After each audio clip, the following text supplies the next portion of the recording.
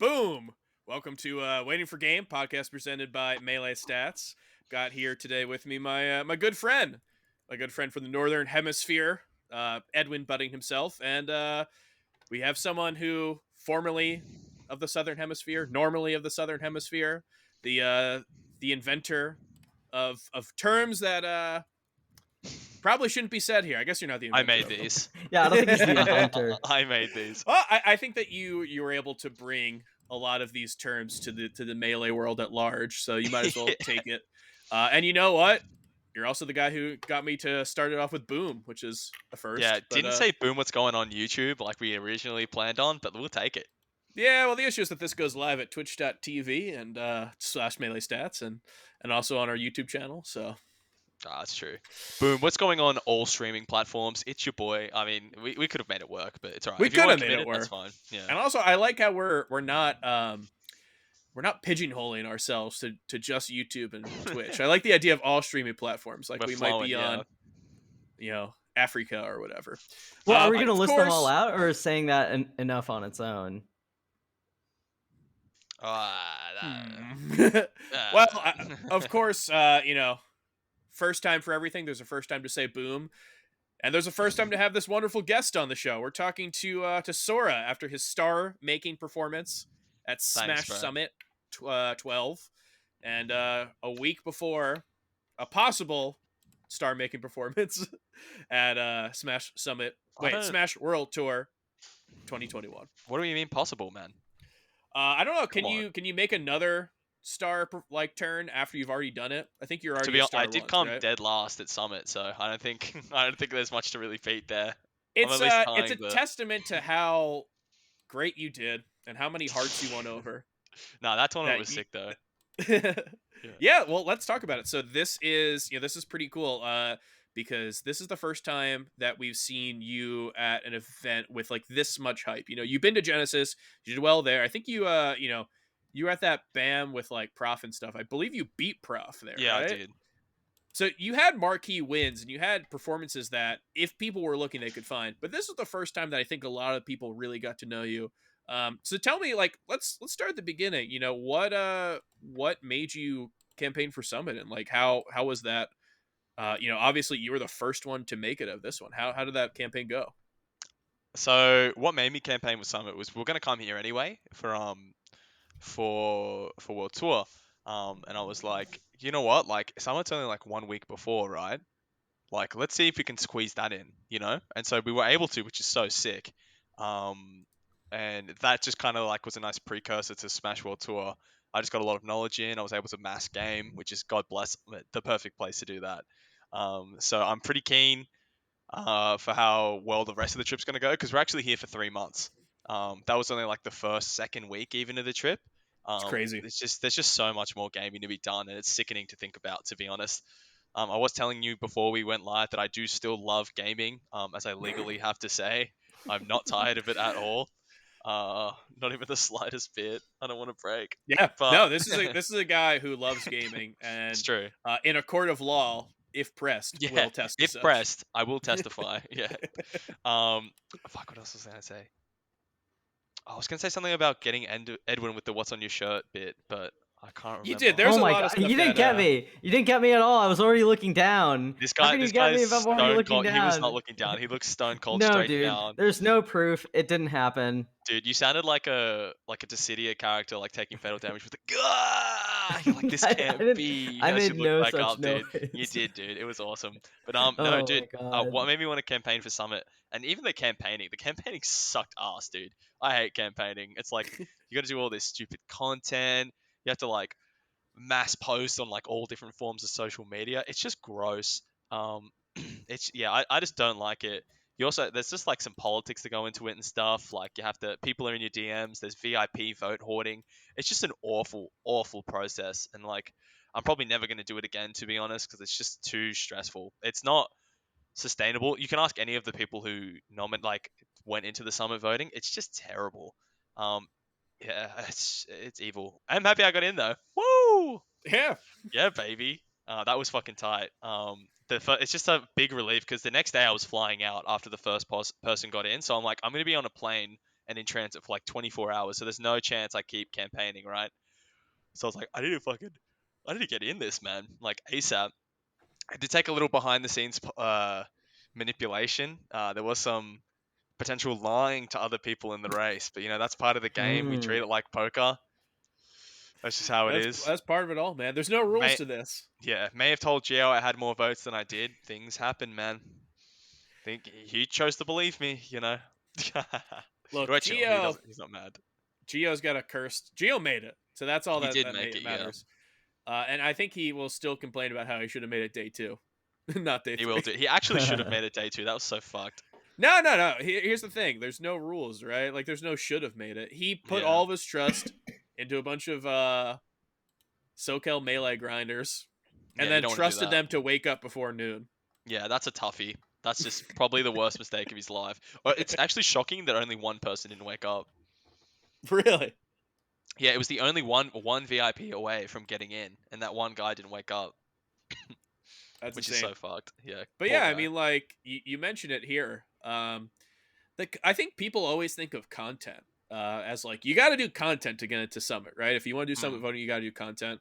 But I think that the meta, especially with this many VIPs, the meta just kind of changed to like greasing the right palms, right? It's yeah. like I think you could not make any video and you could still get into Summit. But yeah, how did that work out for you? Like you got in first day, you use some manipulation, you use some lies, but like Mm. what do you think was your key to success there?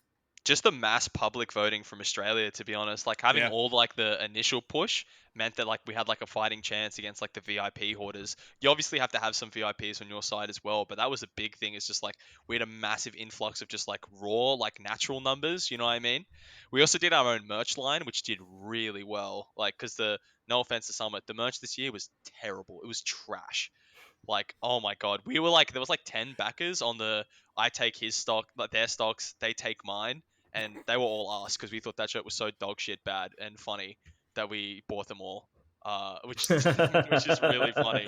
We just thought it was really good, but like, I don't know, like that that kind of like stopped a lot of the natural votes. I think like this is obviously my personal opinion, like I'm very like vocal about that, and it's like anyone who did like the merch, like props to them. Everyone likes their own thing, but I do really think that the merch this time was really weak, and that really helped us because our own line of merch did a lot better. We kept it a lot simpler with a brand a lot of Australians know, and that was like a big spirit bomb for us that we kept tucked away, which was massive.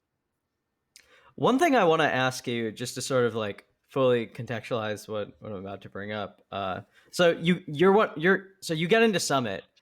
You've been to America before. You've fought like top players here. So and you've beaten them. So it's not entirely alien for you to come to the US and do well, or to have that kind of travel pressure added. Mm, But in this case, like you actually got into like the most prestigious invitational in the world, right? mm, So no matter how you cut up bracket, you're always going to face like the cream of the crop. Like you're going to go up against a higher density of tough opponents than what you might have that what you probably had at home or even at most tournaments coming here. So with that in mind, I want to ask you, like, what were your goals for heading into Summit? Like knowing how tough it was going to be. I talked about this a lot whenever I was on the mic or anything like that, but I recently like have a pretty evolved mentality from like I need to win this. This is everything. Because whenever we do visit, it's only for 1 month periods and only for one big tournament like Genesis or something like that. And that immense pressure you feel, where it's like I'm not going to be able to come back for a year. This is make or break. Gets no one anywhere. It's disgusting. Like the emotional like weight of that, it's way too much. It's absolutely way too much. And so this 3 month period let me go in thinking this is the start of such a long like journey. You know what I mean? Of like there's so many tournaments, so many events I'm gonna go to. This is just one learning experience. So there was almost no pressure going into that room of like I need to make it right now or else, and it changed everything. I was able to play pretty stress free. I did get a pretty at least outside of Gauntlet, I feel like 2 Foxes in Gauntlet was good for me. But prior to that, it was Falco, which is my worst matchup with Ginger, Zane and Kadoran, Wow. which is like the double Marth pool. And then going into the next day, it was Tyler Swift for the main bracket, which is a box. We don't have anyone on the box back home, and a Pikachu. It's like, well, fuck, man. That's like the two like big things that are just like going to seal me there. But it's just like even then, I was like, what can I learn right now? And I learned a tremendous amount, to be honest. I think that's the main goal of the whole trip. of that whole tournament even, and that was great. I had a great time too. Which is another thing. You always gotta have fun with this shit, because otherwise, what are you doing? You know, you here for the bag? What bag, bro? Like, well, you're trolling if you're like going to this stuff for mass amounts of money. It's mainly just for the fun. I mean, it is Summit. If there's a Yeah. bag anywhere, I know Yeah. this one wasn't Summit 11 level, but if there's a bag anywhere, Summit would be it. Yeah, True. no, I mean, like, I think that a lot of people coming into this, this is like a cool Summit because we're getting away from like, as much as I like these players, we're getting away from like S2J Lucky, you know, the auto, you know, like automatically make it through voting. And I think that we got a lot of people. I think that all of our vote-ins, with the exception of Magi, have never been in. And Magi, it's like her second time. So well, I'm not counting Smash Summit online. I think this happened last Yeah. time we talked about it. I kept saying this would be her second summit, and everyone corrected me. Yeah. She stepped foot into the Summit house Yeah. twice. And this But is yeah, also the. Oh, sorry. I was just going to quickly say this is also the first summit that every single person who attended took a set, which is massive. Yeah. Yeah, all the tweeted vote-ins like tweeted really out showed it. by Melee Stats. Yeah, it's true. Which is My amazing, intern, right? by the way. Yeah. God, yeah, fucking yeah. You know who told the intern to tweet it out? Regardless, no, you're right. Like the level of notoriety of these players, I think is not as high as like people normally expect for Summit. But what that means is that like we get so many people who really deserve it, and like you get to find out if you're someone who only watches Genesis, only watches Big House, only watches Summit. There's only so many people who you get to learn. You don't get to learn all the people who are out there grinding. And what's cool about recent summits, right? We had like Aklo, Logan, etc. We had this whole summit class basically. So you get to learn all these people. And the thing here is that I think everyone impressed. Coming into this, like it's incredibly hard to place an Australian in like a post Spud world. So I'm not Yeah. sure what expectations were for you coming in, but like I have to say that what you're able to do at both Summit and like the Verdugo surrounding, I think exceeded what all expectations. I will say, Melee Stats we made for 2019 at the end of the year. We all had ballots on the top 100, and we took an aggregate of what our top 100 would be. I think you were like 99. You made it, dude. I got So Yeah, on our we ballots, knew. we were big believers. I got snubbed, dude. I got so snubbed. I went over just like after that for like for Genesis, and I bombed all the SoCal lower level players. I'm like, fuck, these guys are all top 100. These guys fucking suck, dude. Fuck you guys. Like, But, Yeah, you but had a like, nice little Steelcraft showing. yeah, where you exactly. beat a couple of That them. was it. Now I'm obviously just talking shit, but like everyone's also always fantastic. But I was like, it's just top 100 is extremely America biased, no matter what you can do about it, because that's yeah. just where it gets all the attention, Mhm. right? Like, no matter how unbiased you try to be, you simply just don't see enough. We don't even play enough tournaments, right? Like back home, it's like you can't actually just get a true like raw skill top 100. It's just all off results, and because America has so many tournaments, it's just how it goes. You're just going to see people play way more, and they're just going to get way more experience with that stuff, and that's fine, to be honest. Like, especially now that I'm not really like, I need to get top 100, that's my ninja way, like I have to do this for my sense that, like, fuck that, like, just play the game. It's been way better, so I don't really mind. I was going to say though, what was I going to say? I am pretty happy with how the Summit run did. There is a bit of pride there Yeah. that I was able Mhm. to get some stuff done, especially with Falco, because that matchup is so bad for me. I'm like, there's a way Falco can play right now that crushes me, and I was like, oh shit, I hope he doesn't play like that, and he didn't. I'm like, yes, yeah, I'm like, sweet. Yeah. No, it's really insane that you come in here and you say that Falco's your worst matchup. Mhm. One, you beat Ginger. Two, what you took Fiction to what, like game 5 twice or something? Yeah, I took him. I think it was the first set was 3-1, and then the second set was game 5. Yeah, I also Yeah. kind of own Squid and West Balls, to be honest. They definitely got put to sleep on the setup, but Yeah.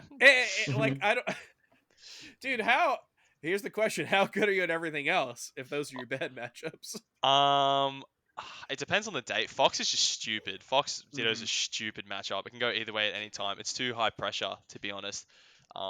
There's just like so many little things that can go wrong. Fox kills Fox so easily. Reversals are just broken in that matchup. I'm all right against Puff. We don't have Puffs at home. I think Marth might be one of my better matchups, to be honest. That makes sense. Yeah, I think I have some tricks that some Foxes don't have at all. which I was able to kind of show this week. Even though I got like 3-0'd by Zane, right? He was even saying that like I learnt a lot of stuff pretty quickly, and it's just like I kind of feel like I have like an inherent understanding of what I want to do against Marth. I just need to play against top Marth more. Like that's something I'm really excited for. I feel like I get the openings as well, but I just need to work on the punish. Like I grab Marth like an insane amount. At least that's what I feel like. I just need to figure out how to convert better, edge guard better. There's just so much stuff I can work on. But at least cracking Marth open right now, I feel pretty confident with. Yeah, I think like that just a lot of people don't know about Australia in general. Yeah, So like everyone's like, is he good for Spaceys? Is that a yeah, Spacey yeah. region? Is it? Yeah, it's one of those like we I don't can't really know. blame So people, to be honest. It's hard. it's tough, right? There's good players everywhere, but yeah, I mean, Mm, I guess like this kind of roundabout way of saying that expectations for you were kind of all over the place, yeah. but you know you ended up doing like really well. Was this something that you like? How did you feel about your performance here? I know that you talked about how you view your mentality surrounding performances, but like how did you think at the end of the day? Like how did you think you ended up doing? Nah, it was all right. It's not crazy. It was like I would have liked to have beat Kadoran. I feel like I was kind of owning Yeah. him for a little bit. Hmm. Like I was just like he was just making him grab in a lot of spots where I'm like, that's animalistic that he'd press C there. Like I'm like, what the fuck? I was like wave laning through him, like behind him, under him. I was like, dude, this guy's just pressing grab. Um, but I couldn't close it. He closed it on me. I'm like, ah, shit. Like I can say anything I want, right? But he still at the end of the day won the set. But I feel like Hmm. I'm so close to like some big breakthroughs, but like because like we haven't had this experience here of like what people play like. I feel like the way I'm seeing the game is evolving so rapidly. It's like suddenly like the game looks so different. Like what I can do with my opening, how to like I'm getting opened up looks so clear now. Like things I thought were true aren't true anymore. I have little tricks that only have been made in Australia. Like it's crazy. Like I'm didn't think it'd go this well. Honestly, I thought like Slippy era would make it fucking hard, like really hard to be any good. I'm like, these guys have just been nerd grinding for 2 years while I've been like sitting at home just playing fucking McDougal and friends. I'm like, oh shit, like it's tough. Like these guys, like Kadoran's playing like Mango every day, you know what I mean? And I'm playing this fella right here. It's just like this guy's obviously pretty good, but it's like it's a stark contrast for sure. For the listeners, Sora is pointing at sock. Oh yeah, I am. I'm like soy jacking at Sock my son with a look at him. Oh, he's getting owned by Carpal Tunnel Right 100 on their play though. Nah, but he's a good kid. He's definitely has a lot to prove as well. This journey isn't just for me, right? Hmm. We've got Donnie and Sock here as well, which is so sick. It's gonna be such a good 3 months. Yeah, Sock had a really good showing at the first Verdugo that he went to. A Yeah, couple of pretty big wins. reverse 3-0 against Asashi, which Asashi's still tilted about. Love that. I think he beat Casper also, right? Yeah, cleaned up Yeah. Casper, to be honest. Kind of wasn't close, which is sick. Some big wins, especially just off the plane too, right? Like there's so much pressure going. Like you're so nervous and all of that, and just to have that composure. He's so young too. He's only 19. That's so sick. So Yeah. one thing I want to ask you, just to kind of go back to Summit for a little bit. Give us like the listeners and viewers the general vibe of what the atmosphere is like at the event. Sort of like as a first, you can talk about what it was like upstairs in the room during your matches. You can talk about the friendlies room and everything. Sure, Just kind of paint a picture for us what it was like over For the two people weekend. who've never been. sure. Never been It's pretty. invited. Day one's pretty interesting. I was a bit like didn't really know how to play out. I was like talking to people. I'm like, yo, what's up? You want to play some games? Like top players are like, yeah, all right, sure. No one really knew who I was the first day. Um, I was just talking to people, just like being like, yo, I'm Josh or Sora, what's going on? Just saying all my highs and all that shit. And then day two, the Aussie VIPs came in, Kalen, um, Sock, Donny, and Dom Hines, and my sponsor Michael came as well. Sorry, one sec. And then I just like came, something awoke within me, and we like everyone's got their own friend circles at Summit, which is fair. But everyone does talk to everyone, but there's like the people you obviously want to talk to more, right? Like you talk to a lot, and the Aussie conglomerate was just growing every day. Like we were just like people would like chatting with us, and like they would join our crew, and then like it was just growing and growing and growing. And by the last day, it was just like the floor was just covered by Australia and friends, like watching grand finals. It was so good. But from day one, it was like that kind of, I don't really know anyone. Everyone's just kind of mass playing. Kodoran said to me, "This is the day you'll play the most melee in your life." And he definitely wasn't wrong. I definitely played a lot. I played like Wizrobe. I played a set against Hungrybox that went to game 5 last stock. It was really close. I played who else did I play? I ended up playing Leffen.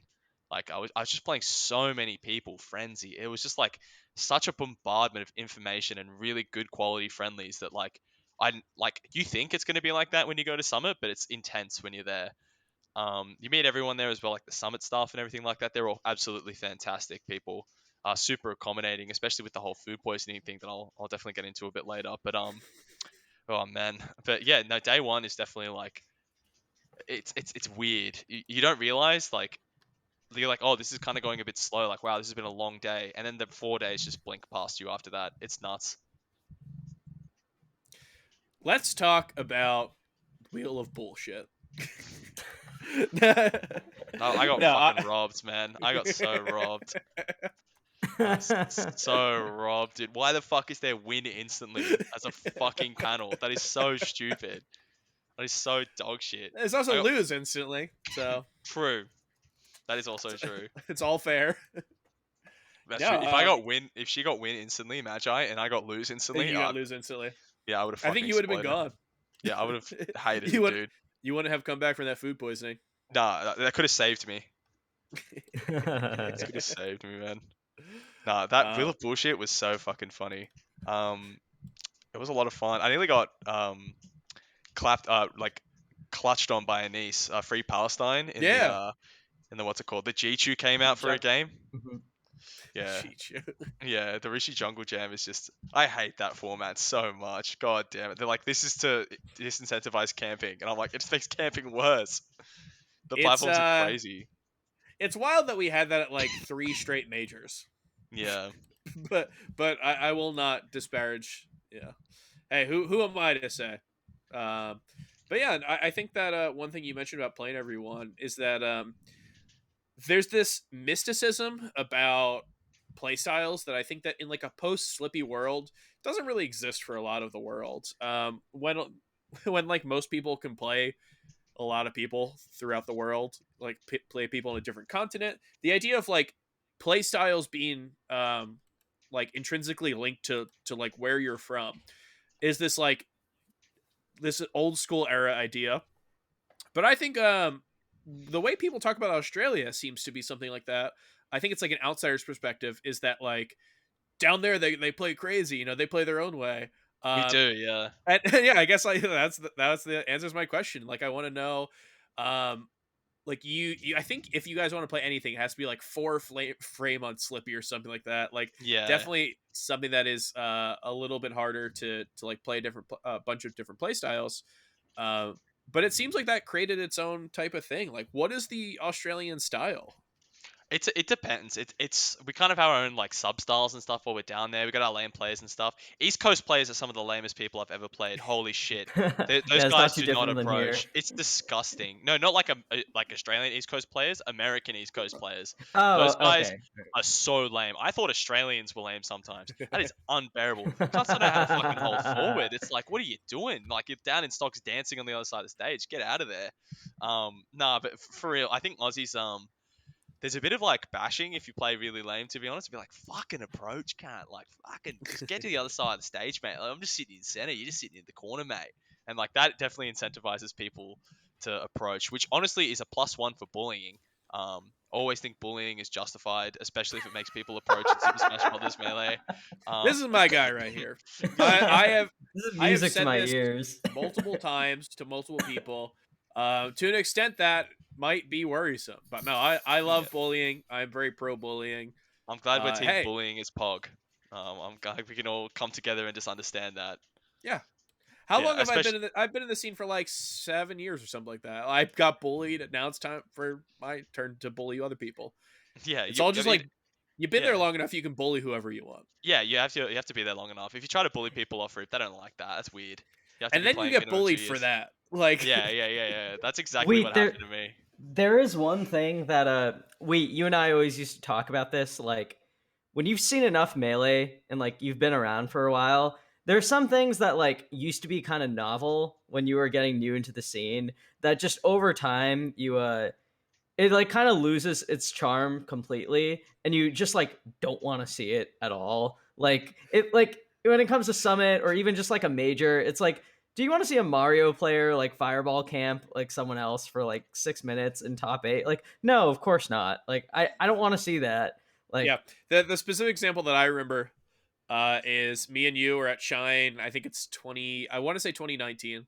I think it's in the not Boston, but I could be wrong. And it's Calvar versus a rookie. a rookie, yep. And I'm just like, dude, I don't want a Mario to win. I know it's like fun, right? And like Is Marth, it?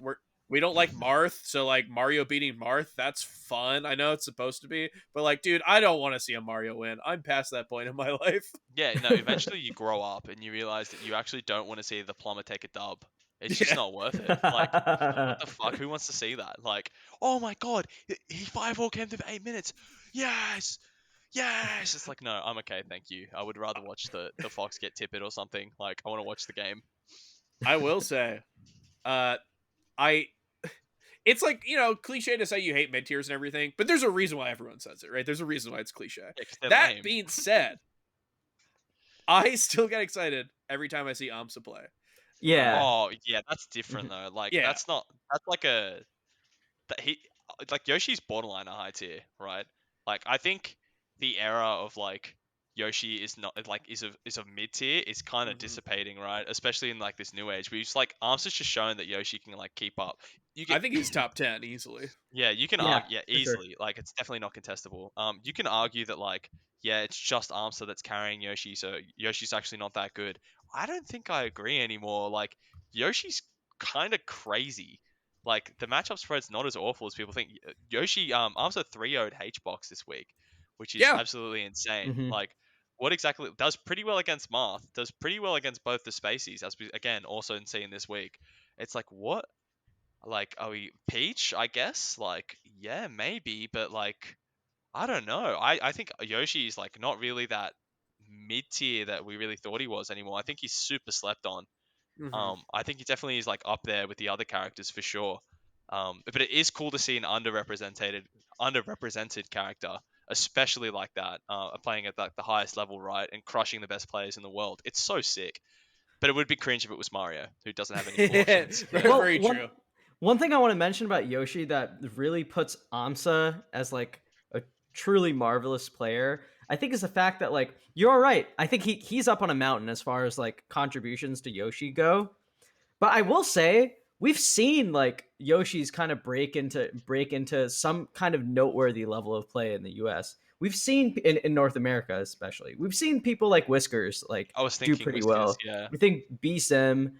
We see even Mono to a lesser extent. Like just Mm. there are good Yoshis now. Like if if you're in the top 50 or if you're just if you're a good player, like you're not going to get caught off guard because you don't know how Yoshi's jump works or whatever. Like you're pretty Yeah. good and you've probably played against a few Yoshis before. And I'm saying this because I think like when Amsa comes to the US, it's just like, this guy is not, you can't gimmick your way into a victory against like, into consistent victories against like SVAT and Mango. It's like, if you're Yeah. beating them, you're outright beating them. Like Yeah. you've earned your spot. And I have seen, and I've doubted Amsa too many You're a times. big doubter. You've Yeah, been a I big was. doubter. I think Yeah, you've changed. uh-huh. Yeah, I've You've completely seen the changed. light. I thought at the end of day one pools, I genuinely thought, dude, like Amsa might actually win this event. It was Everyone was very saying that. Even Yeah. Mango was saying that. It's truly insane. Like we talked about how Edwin's a doubter, and it's like that's probably for years was a pretty reasonable position. Hey, before the show, Edwin kept talking about how reasonable he is. Yeah. he loves to talk about how reasonable he is, but it was right. Like the performances that Ams was able to put up had really high peaks, and then you'd see him. We don't talk about when he would get like 33rd or something, or we don't talk about what Nah, he'd like. I mean, obviously the famous MLG where he got like reverse 3-0'd by everyone. Mhm. Which I guess we can talk about another guy who got reverse 3-0'd. We'll talk about that later. But um, the days of like Amsa like he would have these performances and they'd seem kind of off. Like it seems like he would peter out.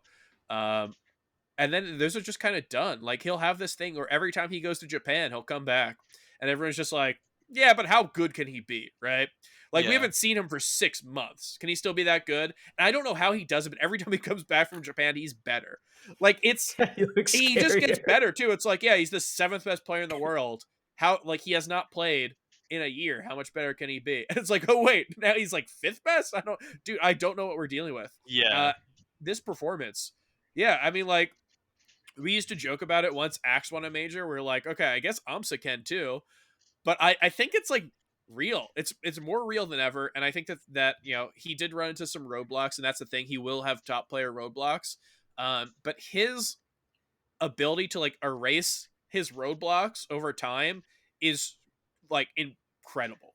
Because if you talked about like problem matchups for him, like 2-3 years ago, he already has some of those on lock, and it's insane to see the changes that he was making in like the Captain Falcon matchup against Wizzy, someone who for a lot of people that's like an auto win for Wizzy. Yeah. But he like never like, truly there's never an auto win on Amsa, even though he's like not really as good of a character as some of the others. It's really insane, and I feel like every time he goes away, he comes back with like some new weird tech, and then like it's gone. Like he'll 6 months later he'll like never use it again. He'll just use this other weird thing. I truly don't know how he can keep finding this weird Yoshi tech, but he always does, and he always just does amazing. Did you Yeah. get a chance to play Amsa at all?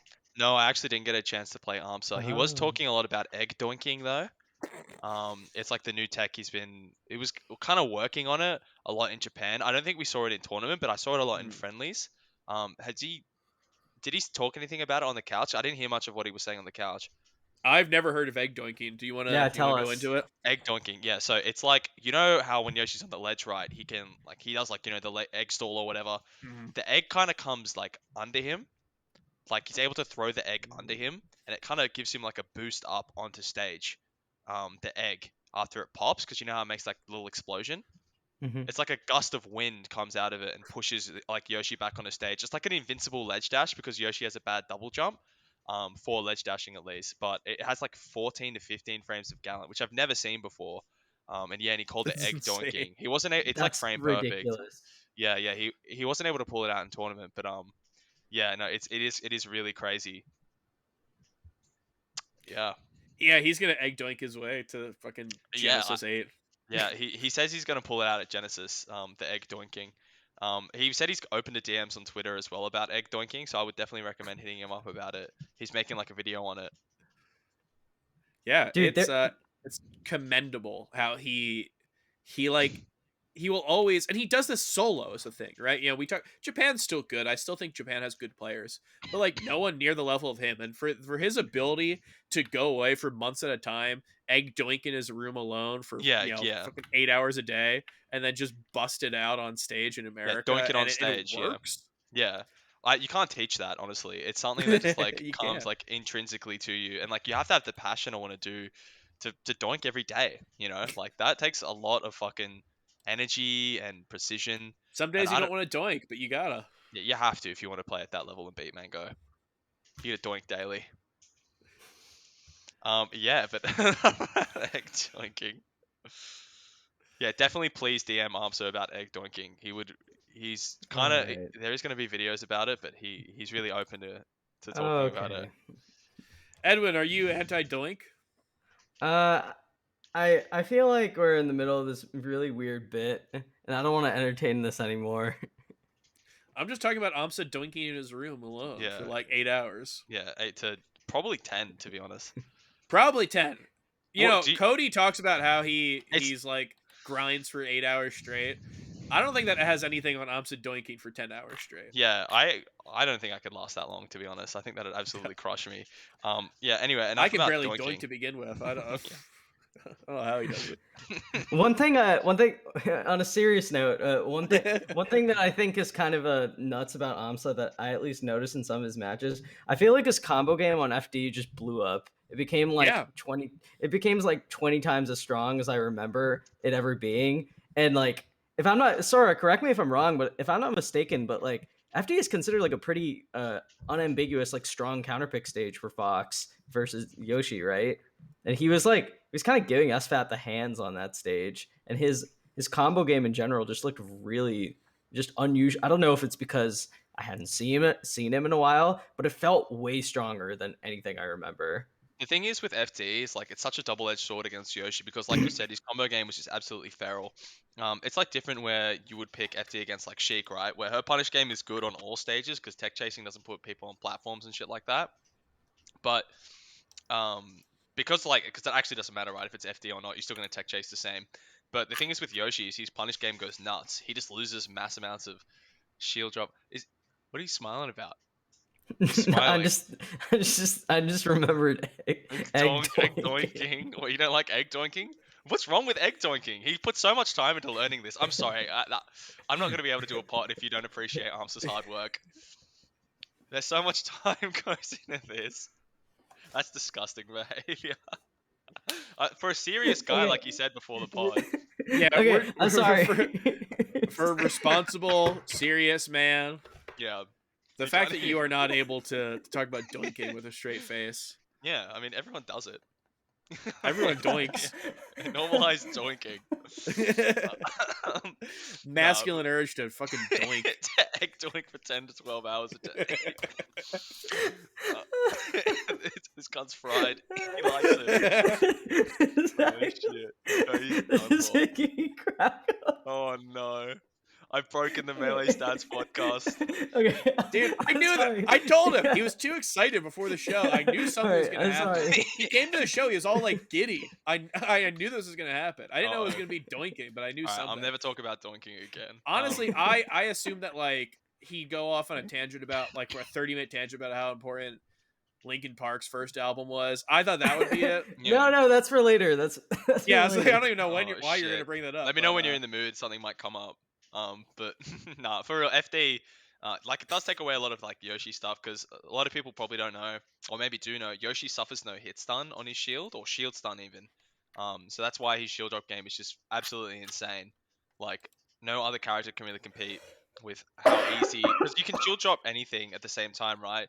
Like you can shield drop like a jab and mask tipper F smash as if they were the same move, which is insane. And taking that element of difficulty out of shield dropping is massive, or it's like variance, right?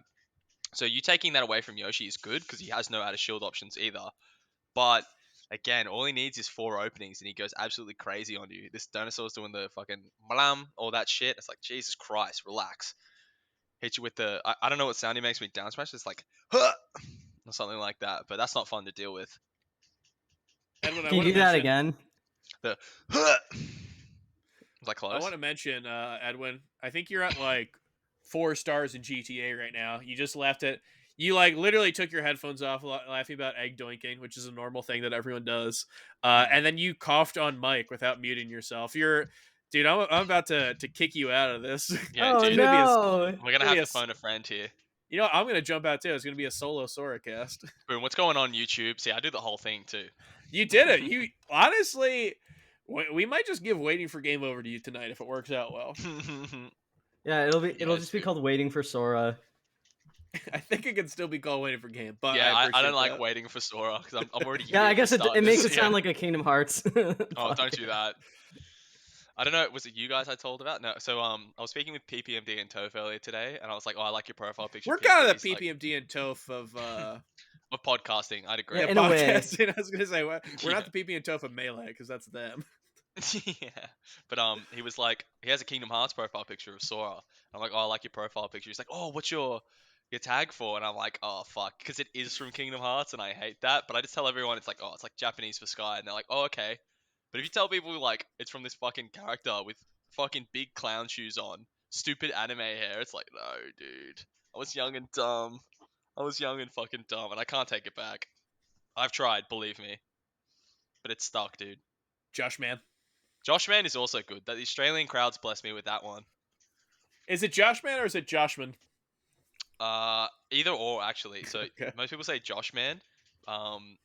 The Slime Gang will say like the Slime Anthony and Aiden will be like JOSHMAN, or say it very like curt and sweet and sharp even. But yeah, JOSHMAN's really good. It's got like the crowds will be like, JOSHMAN, which I like a lot. I think that's sick. It's a much cooler cheer. I like that. But yeah, that I didn't like that one too much, to be honest. I kind of missed the old Sora tag. It's just stuck with me now, dude, and I hate it.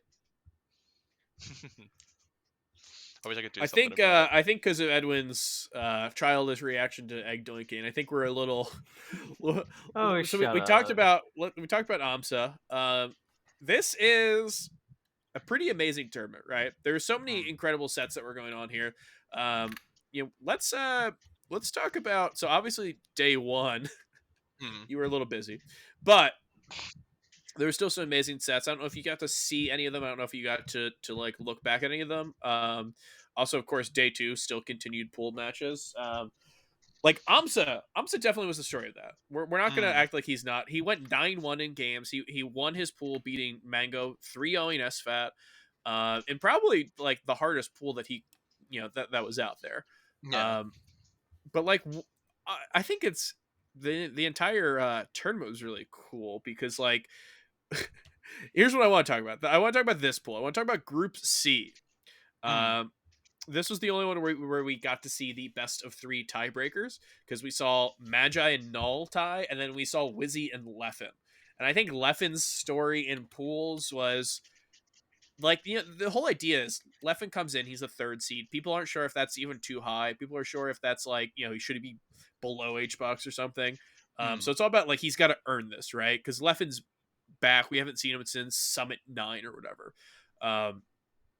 And he comes into this and he looks pretty shaky during some people.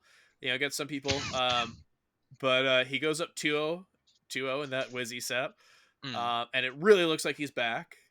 And then, unfortunately, or fortunately for some Yeah. people, there's a little bit of a swing. But like, what was the, once again, I believe during these sets you were in a bout of food poisoning. But like, what was the general consensus or among the like, how did the people feel going into this event about Leffen? Like, was there like a murmuring around him?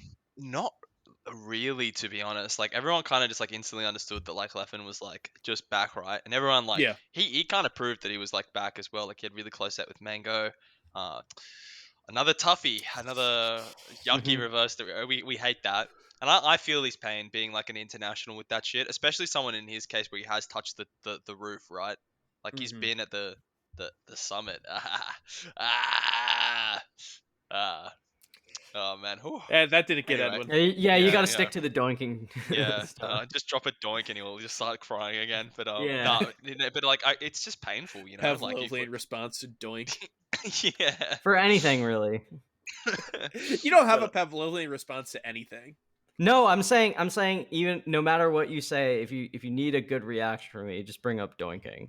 yeah, just say like a really 2 out of 10 bit, but just end it with doink. Just see the fucking the It's Yeah, tears like a got up. stand-up smiling. comedian of sorts. Fuck, what was I saying? Yeah, but Well, we're yeah, talking about Leffen, yeah. yeah, he's just like someone who has like been there and just being so like he was going in and we were talking and he was saying like, I'm trying to like, because I was talking about my mentality and stuff, and he's like, yeah, like I'm just like not expecting myself to win. I'm just gonna do the best I can, like, and I'm just like gonna see what happens. But the thing is, he was so close to like outdoing his Mm-hmm. expectations, and for that to like to be something you don't care about into being right in front of you, into being ripped away, is extremely painful. Definitely punched a wall when he came downstairs. I actually remember that because I think he played Wizzy day 2, if I'm not mistaken. Yeah, that was the tiebreaker Mhm. set. Yeah, which sucks, to be honest. To have to lose both that, and they're both last And I stock think that was situations both too. sets. That was Yeah, both last stocks. It's just heartbreaking. I can't imagine being in his position, especially with how much variance everything has had for him. It's just so Mhm. tough.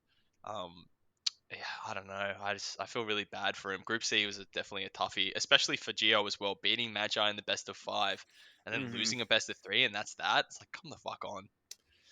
Yeah, it's so this is one of the things I think is really cool about Summit is that they always want to try stuff. So like I like don't like to get on them for what they try, because like if you don't try something then it just stays the same.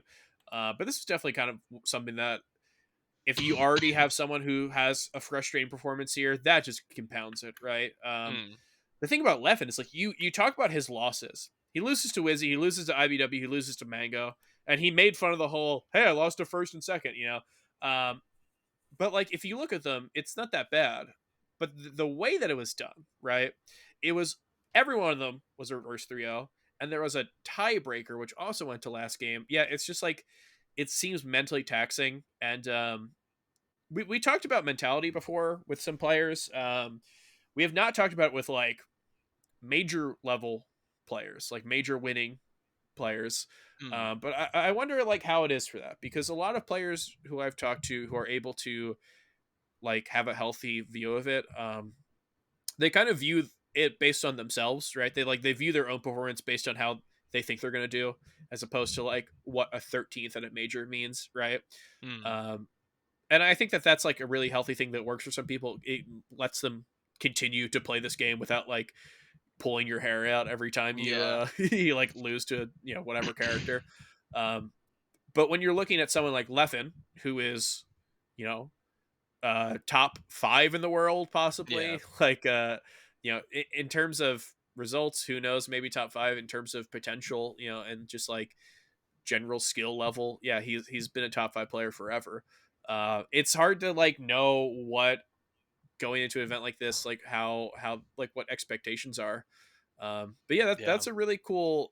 I think that we've not heard like an in-depth idea of what his expectations were going into that. So that was a really cool insight, and I'm glad that he was able to talk to you about that, because yeah, yeah. like a look into that is really interesting. Yeah, yeah, because we're kind of in a really similar spot, right? Like both being Yeah. from the weaker Hmm. regions. So I guess I was like, how like I was just like, how do you do it, man? Like, what do you reckon? He's like, we got to play a fuck ton. And I'm like, oh, anything else, man? Like, other than actually playing the game, like, what's the secret? That's the classic with people. You're like, what's the secret? He's like, I play 12 hours a day. You're like, but any tips though? Like, what's the fast track? The what? You just have to work 10 times harder in smaller regions. It's so fucked. Yeah, you had a very nice like podcast with Pipsqueak Mm, about this like very topic that I would definitely recommend to people if you're mm. about like how top players from obscure regions or not so active regions tend to kind of prepare for bigger events and improve. Yeah, it's really hard. It's like we just said like a lot of the Americans are really lazy, which is just true. A lot of them just kind of cruise through. You know what I mean? Like they're just like, yeah, I'm playing best like the best practice in the world already. Why do I have to put any more effort in? So that's it's kind of really infuriating because we would kill for that level of practice consistently. You know what I mean? So we just have to like look at that and go, it's not over for us because we have other avenues to kind of close the gap, you know what I mean? Or even like make a gap on these guys for those who are getting that top level practice still. So it's not all doom and gloom in these smaller regions. To be honest, we find our own way, and I'm actually excited to see what Australians do at Genesis. To be honest, especially the likes of like McLeod, Hmm. Oh, who's coming as sick. well. Yeah, he's a fantastic player, really good peach who just loves the game so much. So with like 15 Australians coming to Genesis, it's gonna be fucking tight, especially on the foursquare course. It's gonna get Yeah. a little bit Okay. ridiculous. So let's talk about the squares. Yeah, let's talk. Let's Um, get real. All right. I have been I've been attending majors since 2017. I've gone to every year I've gone to multiple majors, and this is not me trying to brag. This is me trying to say that like I have seen the squares pretty often, and Home. I'm scared away. I don't. I don't know if I know what they are, and I think I do, because like we have in America. I mean, I assume this transcends borders, but like foursquare. Is this just foursquare with a handball? Oh, I've been too it's afraid to ask. so what foursquare is? It's Australian handball. We don't use your big kickballs. That's the Mm. baby ball or whatever you guys do. You have to hit it in your square first. We use a little tennis ball, like rubber ball. Have to bounce it in your square first. And that's pretty much the gist of it. If it bounces in your square twice, you're out. If you hit it in their square, like before it bounces in yours, you're out.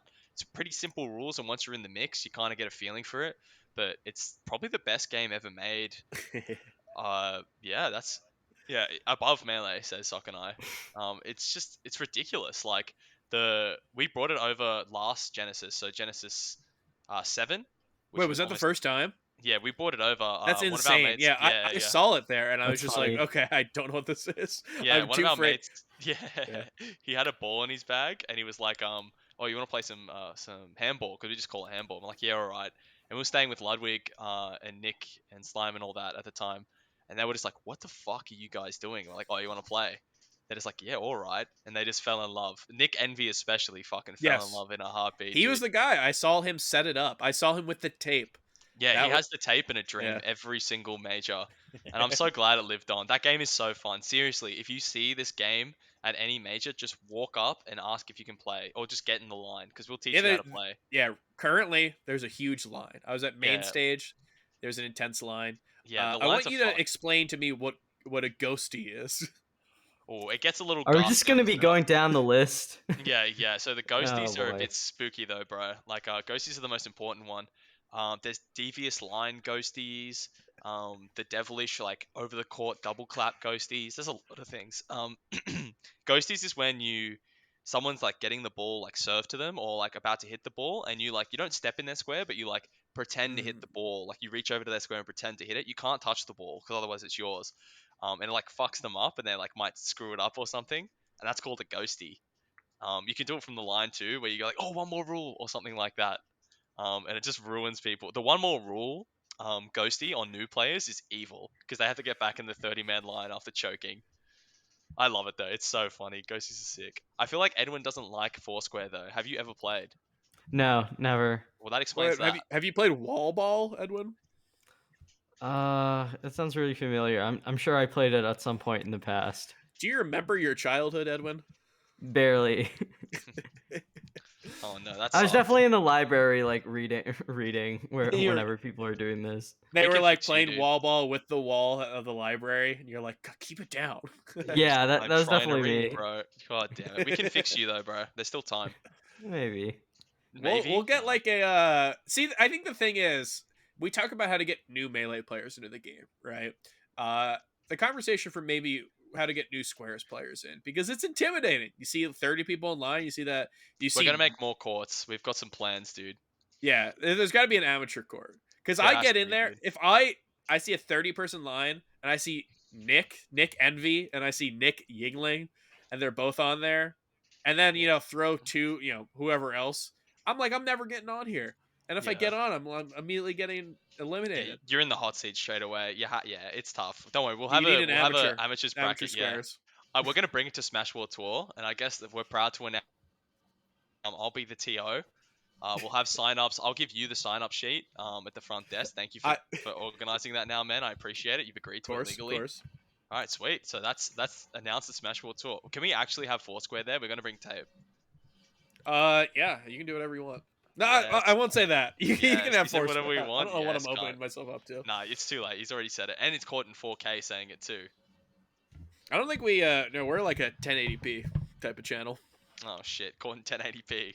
It's still enough. No The one says quality's still that. high enough. Yeah, you can Oh still man. catch it. I was actually going to ask you boys, what was Summit like as a spectator, to be honest? Like, specifically, I'm curious. As Americans who, like you said, didn't know what you were looking for from, like, how I was playing going into it, what was it like Well, we knew you'd be after the good. food poisoning? We're the You smart guys might have, Americans. yeah. But what was, like, the chat experience, when I'm just like, especially when I beat old Jinjo? You like that?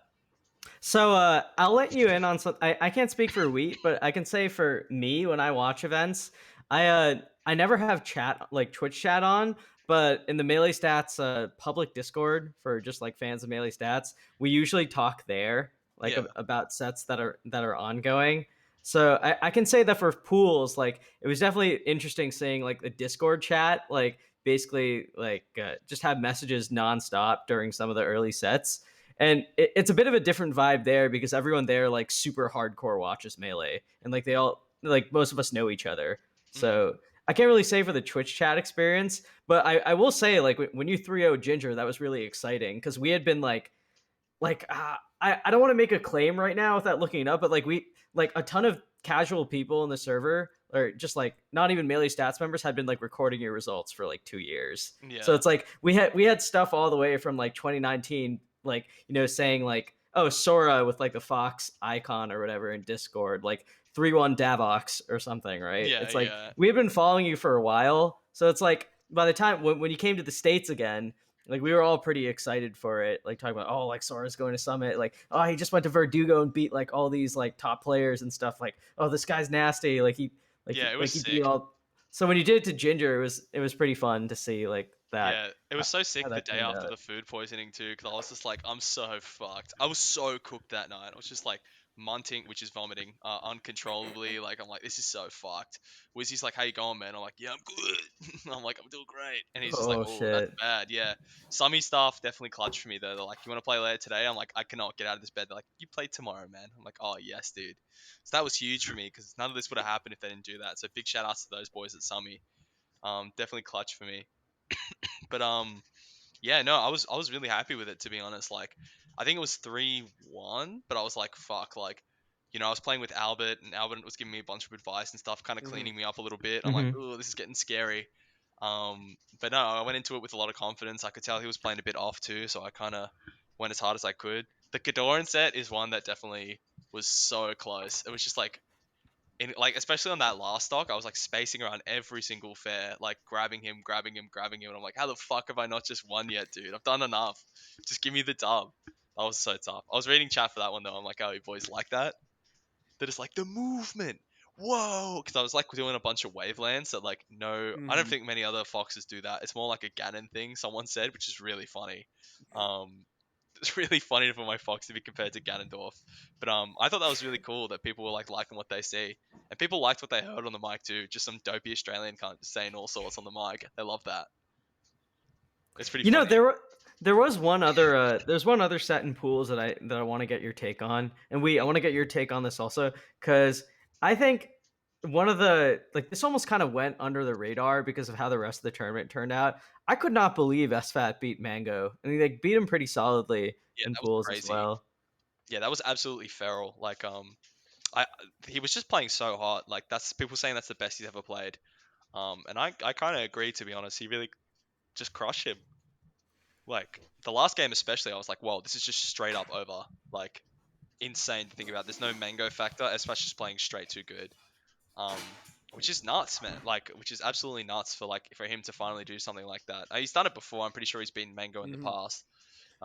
But to do it again at like such a big tournament is insane. So Yeah, massive props to that guy. and when he beat Mango in the past, like that was in what, like 2016. Yeah, it After was a that, long time ago. he had not only lost like 8 or 9 sets or whatever. The last Mhm. 6 times they played were 3-0s. Like they were not close. Like it wasn't that he was just like losing to him, but he had beaten him before. It was like he was losing to him so bad that like when he beat him before, it basically didn't matter. Like it said nothing about their future chances. So I thought that was like genuinely one of the, I would have honestly had SFAT as like a huge underdog heading into that Zane. Like Yeah, for sure.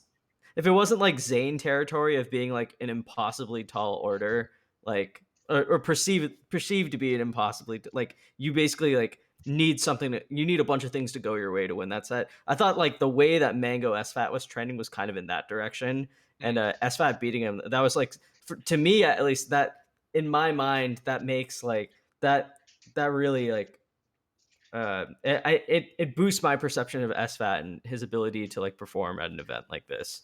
I don't think people understand just how hard that guy works, especially like Hmm. talking to his coach, who's a really cool guy. Like I loved Bobby.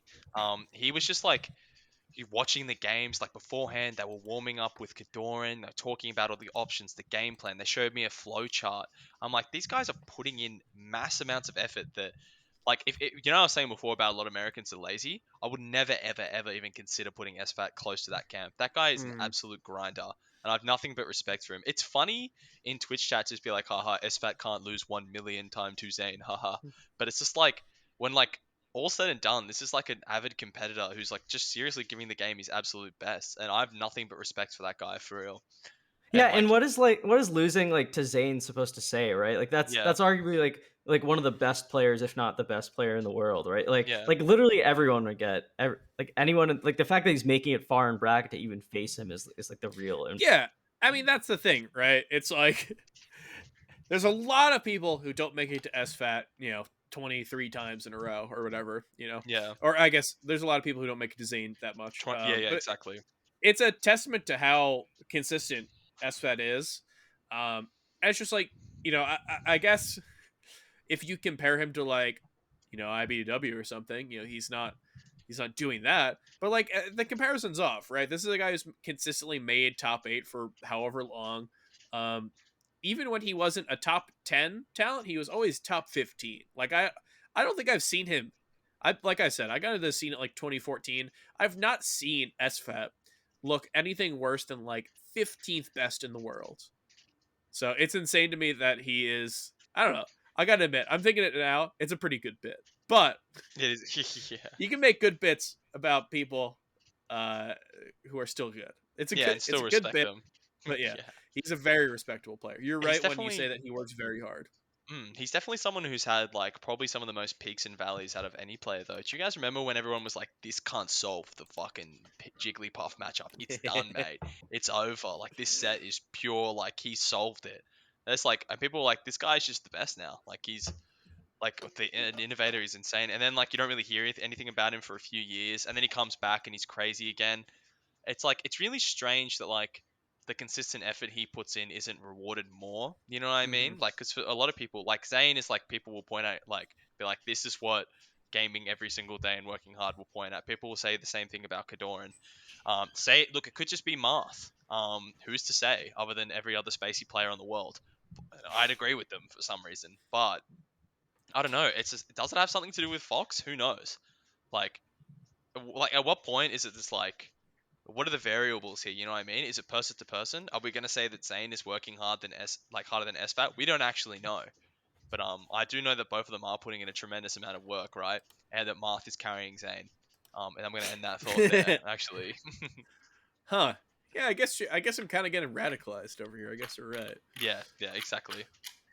SFAT, I think, is he kind of represents like the ideal of this like blank canvas fox. I think I talked about this on the podcast last week or maybe a week before that. That sometimes you get fox players and they're just like they're seen as like a win that someone else cooler and like who plays a different character can have, right? Mm.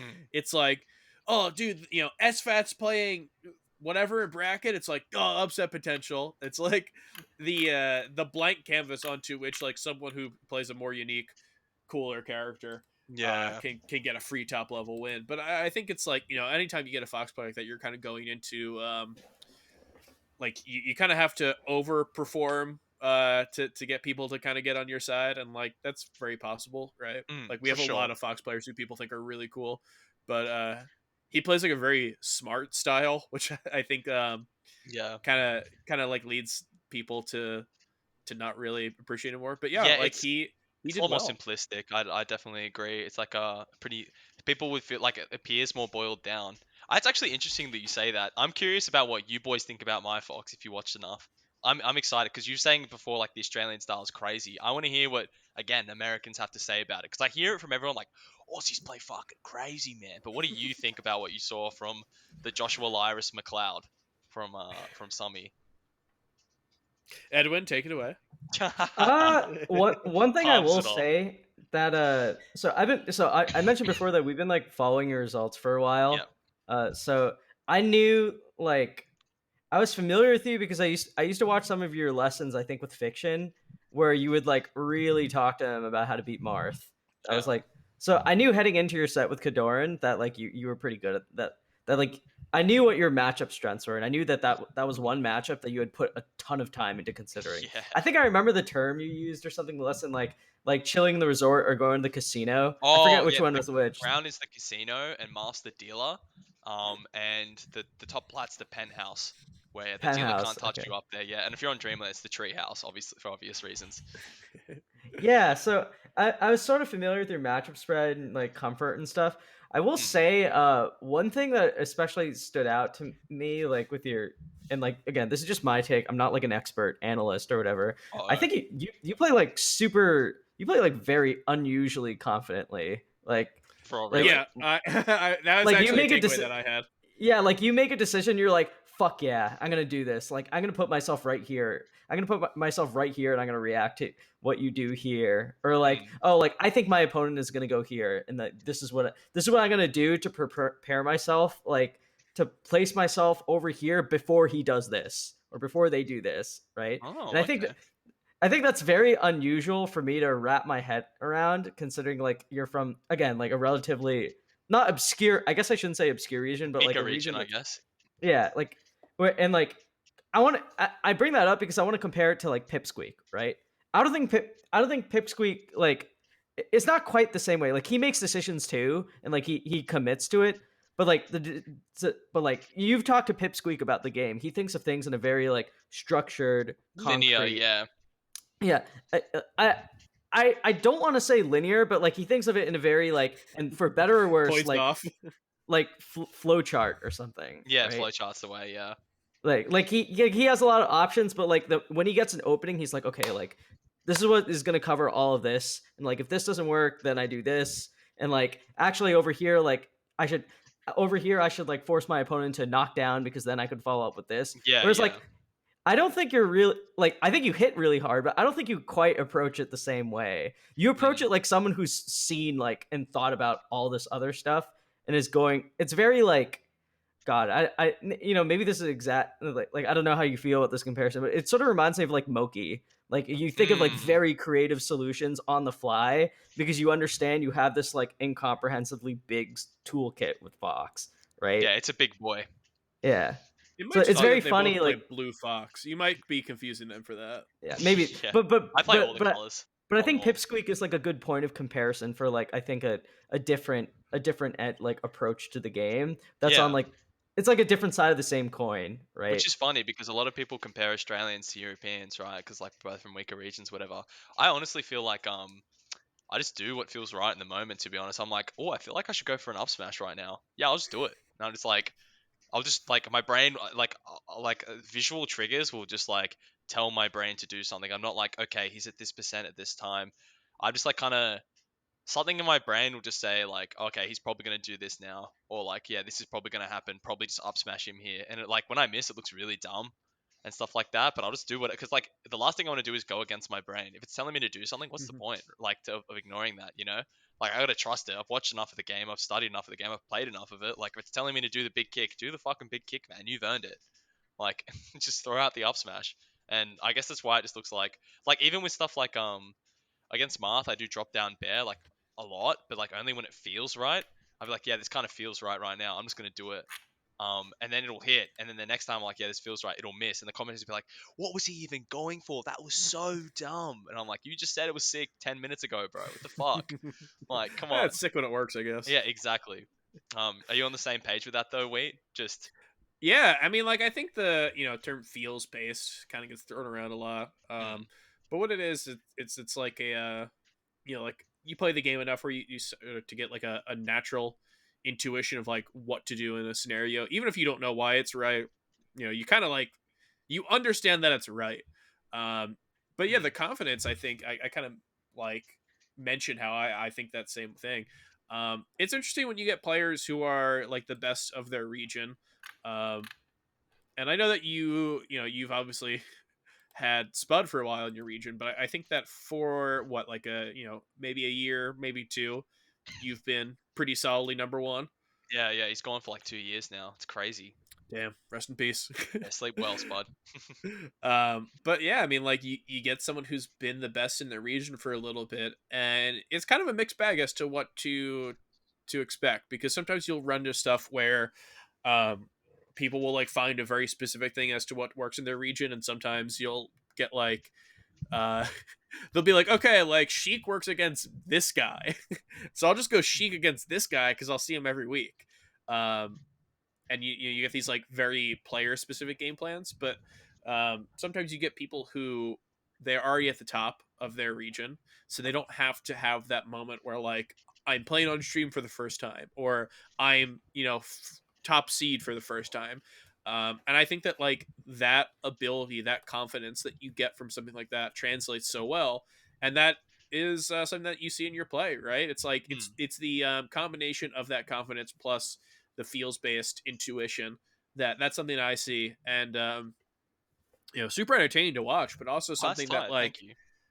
yeah, no, I mean like even just like not going past like something like cool, right? I think it's cool, but it's something that I think it leads me to believe that there's more to this, right? There's I like was worried, these to be results honest. aren't the end of it, right? We saw good results already, Mm. um, but that's something that when I see players who I don't want to say you're on the come up, but like certainly not as many results as a lot of people we see. Yeah. Um, confidence is something that I think like that is something that if I see a result like that, if I see like an upset, I'm like, okay, this feels like you can replicate it. Yeah, yeah, it's not like a one-off, right? Like Yeah, it's a big thing. I was honestly worried that Americans would think me, because when I play against Marth, I dash dance a lot in the center. I love controlling center. That's how I want to play a lot. Kadoran will be doing like the us whatever in the fucking hmm corner, and I'll just be like dash standing center, just like waiting for like something that feels right to go in. I'm like, are people gonna think this is lame? Are people gonna think I'm laming this guy out? And then I And read Twitter. we've seen Marths beat Fox long enough to where, like, if a Fox is dash dancing in the middle of the stage, yeah, whatever. Just let him Like, run. Yeah, he's earned this. He he deserves this one. Do you mind giving me 2 seconds? I could quickly do something. I'll be right yeah, back. All right, sweet. yeah, I'll be sure, go right. ahead. uh, yeah. It's crazy that he thought that we were being like complimentary. I was trying to say that he's like I thought it would come off as lame. Because I really think that he's lame. Oh shit, he's back. Yeah, no, he's super cool. Yeah, aggressive rush down. Yeah, smooth, Yeah, no, aggressive, it's cool. like Hell sick. It's like, dude, that is melee. Fuck you, dude. God damn it. See me on the squares, dude. Wonderful I'm See me on the afraid. pick. goddamn. I will, dude. I will admit, I'm afraid of those squares. Maybe It's a okay. dark place. Smash World Tour, if they're going to be there, well, I'm busy. I will Yeah. be running some of that shit. No, Mm. I will try to get on the squares of Smash World Tour. Maybe by Genesis 9, I will. You can see me. Yeah, dude, we'll make it work, man. When do I have to game for Smash World Tour? We'll talk about it off air. Yeah, I That's want fair. to. So I think we've I don't think there's really anything else in pools that warrant like super Yeah. mention or anything. But as far as like gauntlet sets go, Mm. I want to bring up one of the strangest gauntlet sets, Mango versus Tyler Swift. What Yes, did you thank think you. of that one? What was the vibe at? I was Dude, stunned. I could Tyler not believe it came down to the wire like that. Tyler's fucked, man. That kid is cracked. Like, I talked to him a lot. He definitely put me to fucking bed. On the setup, it was definitely nap time. It was a toughie, but him against Mango, it was just like, holy shit, he's actually gonna do this. Like, fuck, because that would have been put Mango in losers, right? I would have had to play Yeah, against Mango. That would have been insane. But doable. yeah, yeah, anything's possible. But nah, like that was really crazy. And the thing is, it wasn't even a fluke too. Really close against Leffen as well until that game where Leffen kind of put his foot into Tyler's mouth very hard. Yeah. But other than that, it was like such a competitive set. He's just shown that like he is so different from Axe in like a way where it's like these two players just aren't comparable anymore. There's like their flavors of Pikachu are just night and day. Axe is really dash dance heavy, while Tyler has so many unique like tricks, ways to catch full hops. He uses back air and down air edge cancels like no other Pikachu has, or really can right now. He's up throw up airable because he's cheating on the box. There's so many things that make him so unique. Yeah, I mean, it's really insane to see players come along like this and prove that what we see from a character, like we'll see like mid tiers or whatever, and they'll only have like one representative. I'm like, okay, that's how you play. This is the only way to play, I guess. And even like we had various Peaches before, but I think people will be like, yeah, you can only play like Armada if you actually want to do well. Hmm. And it's always cool to see people who come up and show that like these characters, they're maybe more limited than like Fox or whatever. Yeah. But the range of playstyle is it's really strong. You can have someone like Tyler. Did you get to see Tyler's Fox? Because that is like like the puff killer it's supposed to be. Did you get to see Yeah, it? I've heard. I didn't see the set against Hbox. I know they played, but I've seen it play before when he beat him. Mm-hmm. It's Box Fox is something else, man. It just looks so nuts. Like it looks so different from a human being. You know what I mean? I don't know. I know that like a lot of people exaggerate it and like there's a lot of box hate. I don't hate on the box, but you have to admit it looks fucking ridiculous when it's on. It's absolutely crazy. It is really good against Jigglypuff as well. Juan is just a beast though. That guy's so good. Well, should we should we move on to him? I feel like he's the big subject, right? It's impossible not to talk about him. Go on. He comes into this tournament, and it's so there's like we know more about him than last summit, right? Last summit, Hbox comes in, and it's like, is he gonna get ninth? Right? It's Yeah. what happens here? What happens to this guy who keeps losing to a ton of people online? And then we kind of see him get third there. He gets fourth or something at Riptide. No, he gets third at Riptide. I keep messing this up. He gets third at Riptide. He gets fourth at Smash World Tour. But he comes off a second place at main stage, and we're kind of like understanding what he is. We're like, okay, I don't think he can beat IBW. I don't think he can beat Wizzy, but like I think we know how good he is. And then he gets 3-0'd by Amsa. And like Yeah. this is not to say anything bad about Hungrybox, right? That was more of a set of like Amsa going nuts. But yeah, that was insane. I don't think that might have been the first winner set we had. And like truly an insane way to start the beginning of bracket. Yeah, it's absolutely insane. Just like how, because usually they have game 5 nail biters, right? Yeah, Or like 40-minute sets. Yeah, Mhm. yeah, exactly. So it was really surprising to be like, that's it? You know what I mean? Like, we don't usually see that ever. And I was, honestly, it's kind of like a plus to being Armstar, because it's just like, this guy's just like watching your VODs in isolation, like watching how you play, and you can't do vice versa. Like, there is no chance that you're going to watch Armstar, especially every time he goes in the hyperbolic time chamber, he comes out a new player. Everyone says it. Mm-hmm. He gets way better. Zane said this. Mango was saying how cracked the guy is. Like, that's what's so the advantage of this smaller region, right? Is you get this ability to do this, and that's why I'm not really too surprised at the 3-0. It's very well deserved, but I can't really blame Juan for losing like that either. Like, the last thing you're doing is practicing against the Yoshi, right? You have so many other people to worry about, you know. Mm-hmm. And yeah, It's kind of insane that like you mention his isolation as a good thing. I think that we kind of like our perception of Amsa kind of like warps how we think about everything because he's so good, and his ability to just like peace out Yep. and come back and be better. Yeah, we talked about it earlier in the show, but I will like not be able to talk about this without being impressed. And it's like gotten to the point where we're like, yeah, him being in Japan, being isolated, that's good. It's yeah, like the workmanship that he puts into this. It like completely it turns something that obviously you would know people talk about as a disadvantage, and he's able to turn into an advantage. And I think that that's like we talked about SFAT as like a competitor, right? Amsa's ability to do that, I've like don't know if that's matched in terms of what we see in Melee. It's yeah. insane. It is actually insane. Yeah.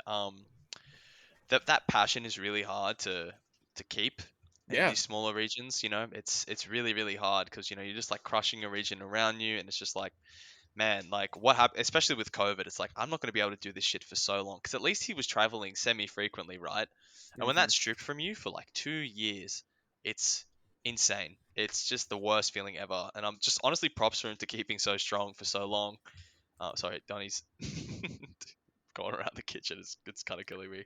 But yeah, no, it's just like the strength of character for someone like that, like to be able to just keep doing that, and you honestly can't teach that.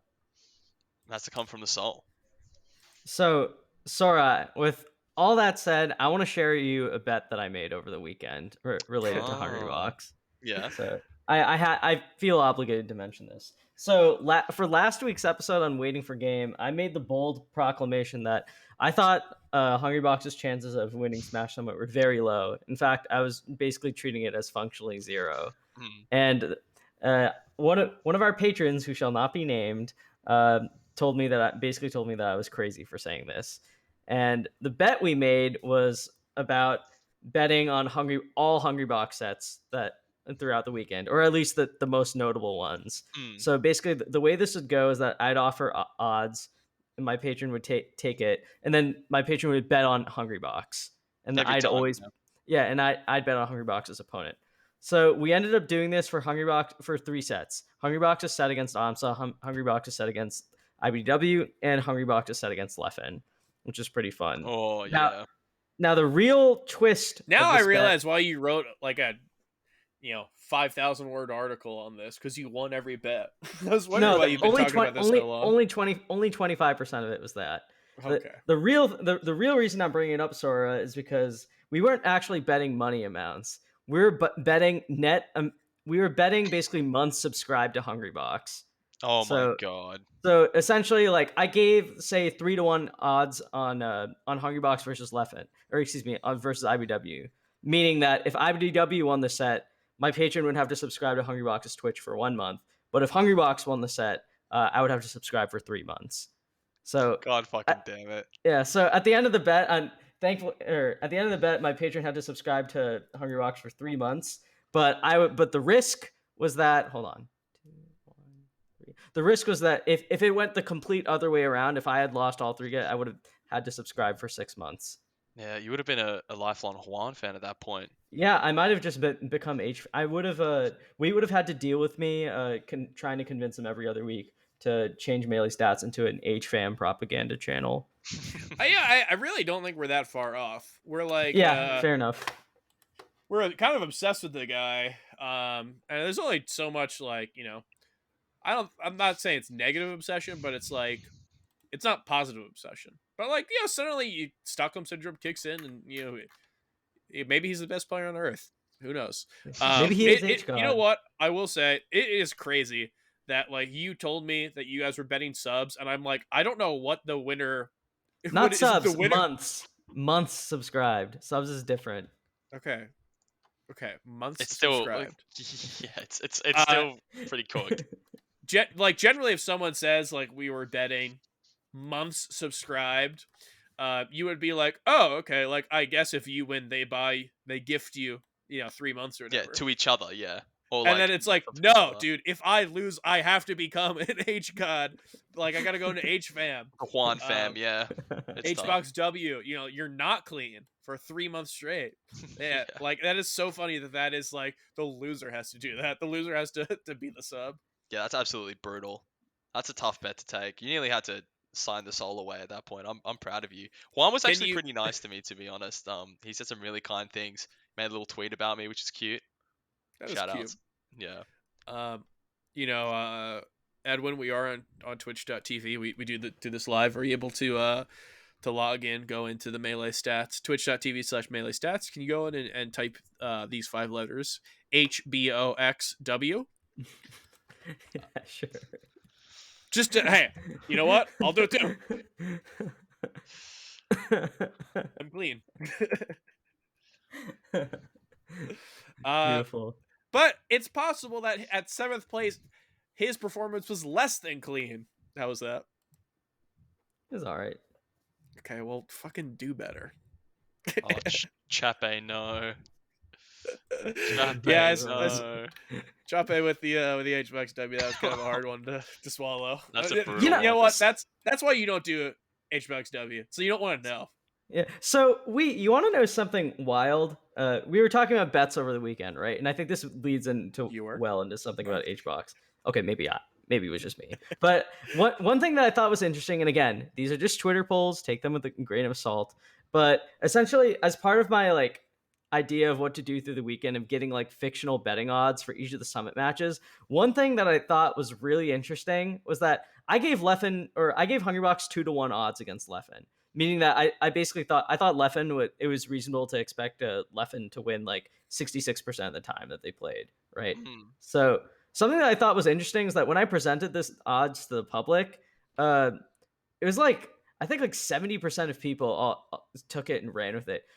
If you think about it, that means that 70% of people think that like if it's slightly more than like 2-1, it means people were like very convinced that Leffen was going to beat Hungrybox, which I think is kind of fascinating because we haven't like before Summit we hadn't seen Leffen. We had seen a lot of Hungrybox. So like what was the breaking point to where the public collectively was like, you know what? Like, yeah, even though Leffen, we haven't seen him in a while. Yeah, I think he's going to beat Hungrybox first try. Like, how crazy would you have been if you said this like a year and a half ago? Yeah, right? times have changed. I mean, the week before, right, he just like lost to Aklo, you know? So it's like, yeah, I mean, if he's like, it's easy to be like, if he's losing to like Foxes of Aklo skill level, obviously a fantastic player, but a lot of people would definitely say Leffen is still better. It's just like, it's kind of like, well, it's kind of clear cut then, right, for Leffen. You can argue Leffen doesn't have much puff experience or anything like that, but if he's slacking against like Fox to that degree, I feel like it's not that bad to say Leffen's almost above 2-1 odds against Juan. Especially the play style he plays. You know, it's Mhm. it is something that we've seen him play pretty consistently for a long time. And I know that he had that like 1 year where he was not good versus Hbox. But consistently throughout his career, he's been pretty good versus Hbox. And that's actually one of the more consistent that he's been versus one of the god level players. But yeah, I mean, like, first off, Edwin, I want to mention, you've been talking a lot about betting. I want to make sure everything's okay in your personal life. but uh but until then, I just don't want you to gamble away the melee stats money. That's really what it is. Yeah. We No, might have we're to. waiting for in person. In person, when 100 grand goes to his first major. You, me, Eric, holding Yeah, bags of sure. We're money. yeah, with the dollar sign on them. Yeah, yeah, dude. We're literally winning 100 grand by betting on 100 Mhm. grand. 100 But grand, yeah. but no, I mean, like, yeah, it's a good question with this Hbox. It's like funny, right? Because I think that he's really easy to like take the other person and be like, yeah, he could lose this, and it's like impossible for me to say, like, if someone was like, okay, so Leffen for sure is gonna win, I'd be like, no, he's not for sure gonna win. That's just like the way that H God works, right? Is Mm. there's always a chance, and it's like that still exists as it is, and it's just like pretty clear right now that that chance is very small versus a lot of players, right? We've already seen this versus Cody, versus Wizzy, versus Zane. So it's not crazy to think that Leffen kind of slots into that field as well. Mhm. It's yeah, I mean, like, we are seeing Hbox as like the very odd like 2014 Hbox, right? He's like the god keeper, or the gatekeeper. Um, although Godkeeper, huh? Maybe we start It that. kind Ooh, of write reminds that me of down. where Write he that was in down. 2014, Write that right? down. Write that down. Yeah, I just mentioned that. So I'm glad we're on the same page here. But yeah, it's reminds me of 2014 Hbox in that he's kind of the Godkeeper. Oh wait, shit, I already uh Oh, Mhm. oh, oh. Cut the I'm on pod. Cut the I'm on pod. loop. I'm on loop. He's looping.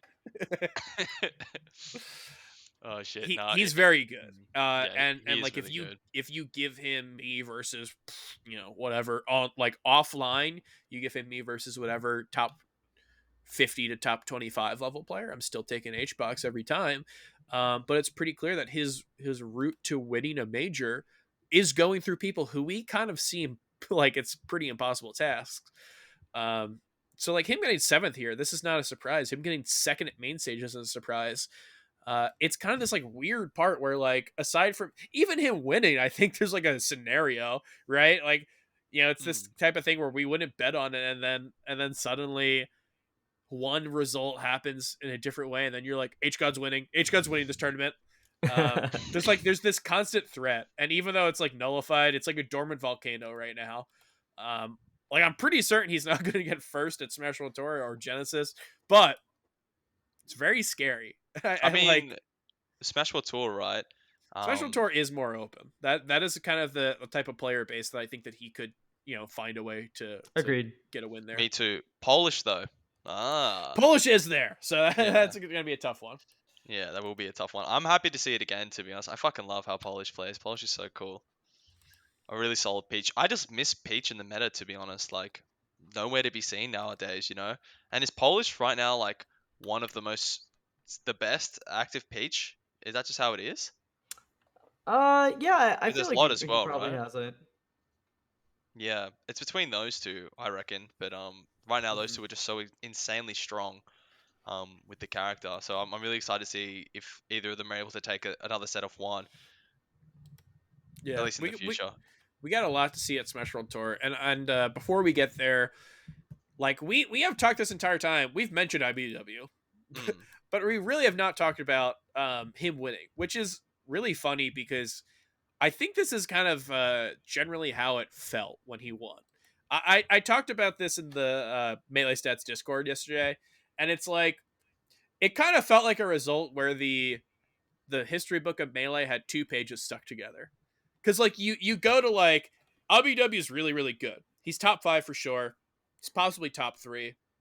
He's got two really hard matchups in Mango and Zane, but he's really good. And then you skip immediately to, like, he beats Zane, he counter picks FD, he 3-0s Mango, and it doesn't feel like cataclysmic. It's this weird thing where it's just Yeah. like, I guess that did happen, and I guess he can do this.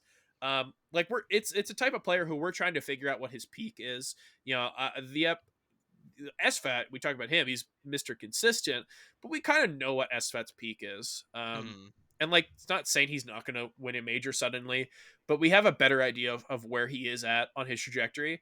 And you look at IBW, and it's like a player like that, a player like, Wizzy, player like Zane, like we're still trying to figure out what the ceiling to that is. So it's not crazy to me that he can go and beat Zane and he can go and beat Mango. And I think that that's like part of the reason why it kind of like felt oddly normal.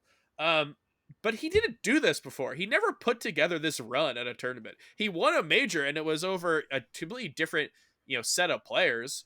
And oddly enough, this didn't feel like it was like it was. Yeah, I think I get what it's you're putting crazy. down, right? Yeah. I think it might have been just how much of a stomp Grands was. I actually True. think that has a huge impact because last summit, right? Like he reverse 3-0s him. Yeah. Zane on FD, 2 wins on FD. We've never seen that in the world. Holy fuck! He's like, it's game 5, last hit. What's gonna happen? And then this time it's like, well, the bird's asleep. There it goes. Like he's off the stage. Yeah. He hits the bear. Nice, man. That's a shine. Oh, that's a 3-0. Cool. You know what I mean? Like it was just over. I Like, think that is part of it. I mean, like, so people will say Mango did not have the juice, and I think that that's like if you look at him, I do understand that. But it's something that like I don't have a easy time accepting that as a reason why IBW can't do this again, right? oh, 100%. Yeah. It's like, yeah, Mango. I think that if they played a bunch of sets, Mango would not look like that in every set. But IBW would probably look like he did because he was looking good. He was looking confident, which something that we don't see at that level for him. Like, right? People talk about how he's a really good player, but sometimes if you get him in a scenario where he might not mentally be ready, he might get affected by that more than a Mango or something like that. But Yeah. he was confident. He was playing really well. Yeah, it's like this is such an insane thing. He did win a major before, but this is the biggest win of his career, and we are coming away with this. And there's no real surprise, right? It's like every time we get a surprising major, I feel like Twitter always goes crazy. And like Yeah. everyone's just like liking every tweet and retweeting just because you're like basking in the glow. Like Yeah. Summit 11 people did that. Summit 8 when Axe won. It's like all these examples of like this like huge event happening. And I think this was the result. Like this is on the level. But we all just expected this eventually. And just like, oh, I guess it's a little earlier than I thought, but sounds right. Edwin, what did you think of it? Because I will say, these DMs went unresponded because I thought you were being ridiculous. You were calling this like a 6-0 for Mango. I want to say yes. I thought Mango was going to win the tournament even from losing. The only time, but I will say that after the first stock of Grands, it hit me. I was like, okay, maybe IBDW will win this because when you're facing someone like Mango in winners bracket, taking a set is one thing, but like if he's coming from losers and it's like in Grands, it's kind of like I'm going to pull out an example right now, right? When SFAT was like in Tom Brady. When SFAT was in winner side of Grand Finals at CEO Dreamland, everything was going his way. He had beaten King from before. He had beaten Hbox at same tournament. But like King from losers, it's just like a completely different beast, right? It's like you can take a set from him, like you can go competitive, but like it's a really tall order to eliminate someone from a tournament and win it over them, right?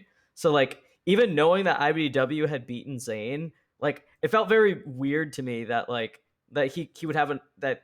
If anything, I thought the dynamic would be in the other way. That like Mega wasn't playing great all weekend, but like he was fresh off beating Zane, like fairly convincingly. Like he didn't really play great, but he was starting to heat up. Like things were kind of moving in his favor to put him in grand finals, and he was starting to play a bit better. And then he just got schnuffed, Yeah, he did get schnuffed. Yeah. So yeah, I thought I was very surprised by it. But to go back to what Wheat was saying and why I wanted to talk about it, I think the real like when IBDW beat Amsa in winter semis, I feel like he took the like magic of a potential breakout of a potential like first, and it just like transferred over to him. But like because we all know that IBDW is like top 5 in the world or whatever, it didn't really like the gravity of the moment of him winning a super major didn't really hit us until like after the tournament happened, where it started to sink in, right? Whereas the storyline for most of the tournament was that Amsa looked like he might actually win the event.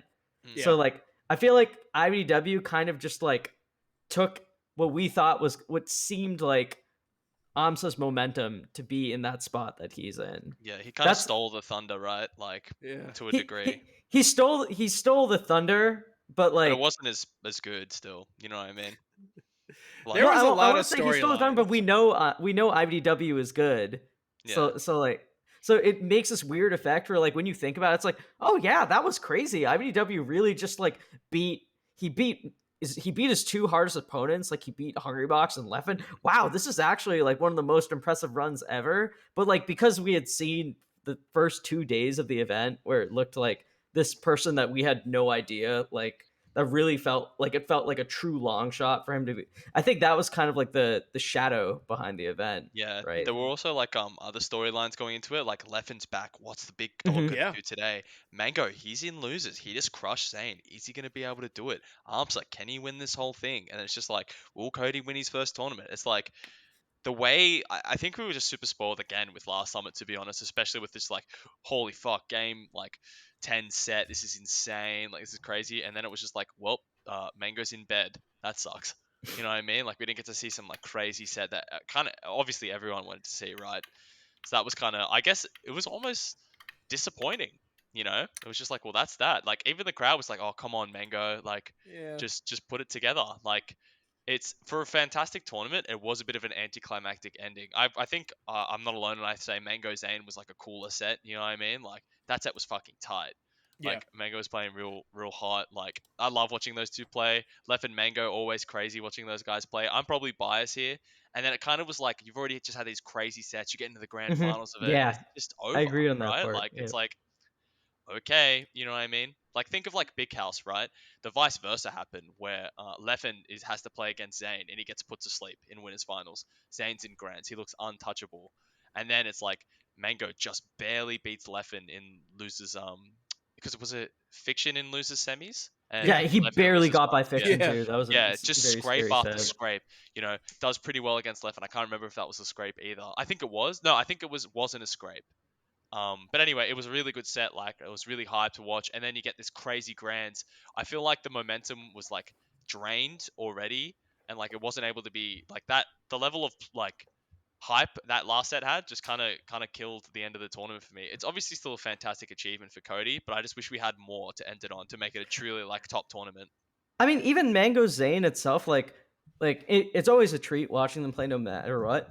Mango was like beating him up. Like it looked Yeah, like he might 3-0 him, and Zane was like starting to turn it around a little bit.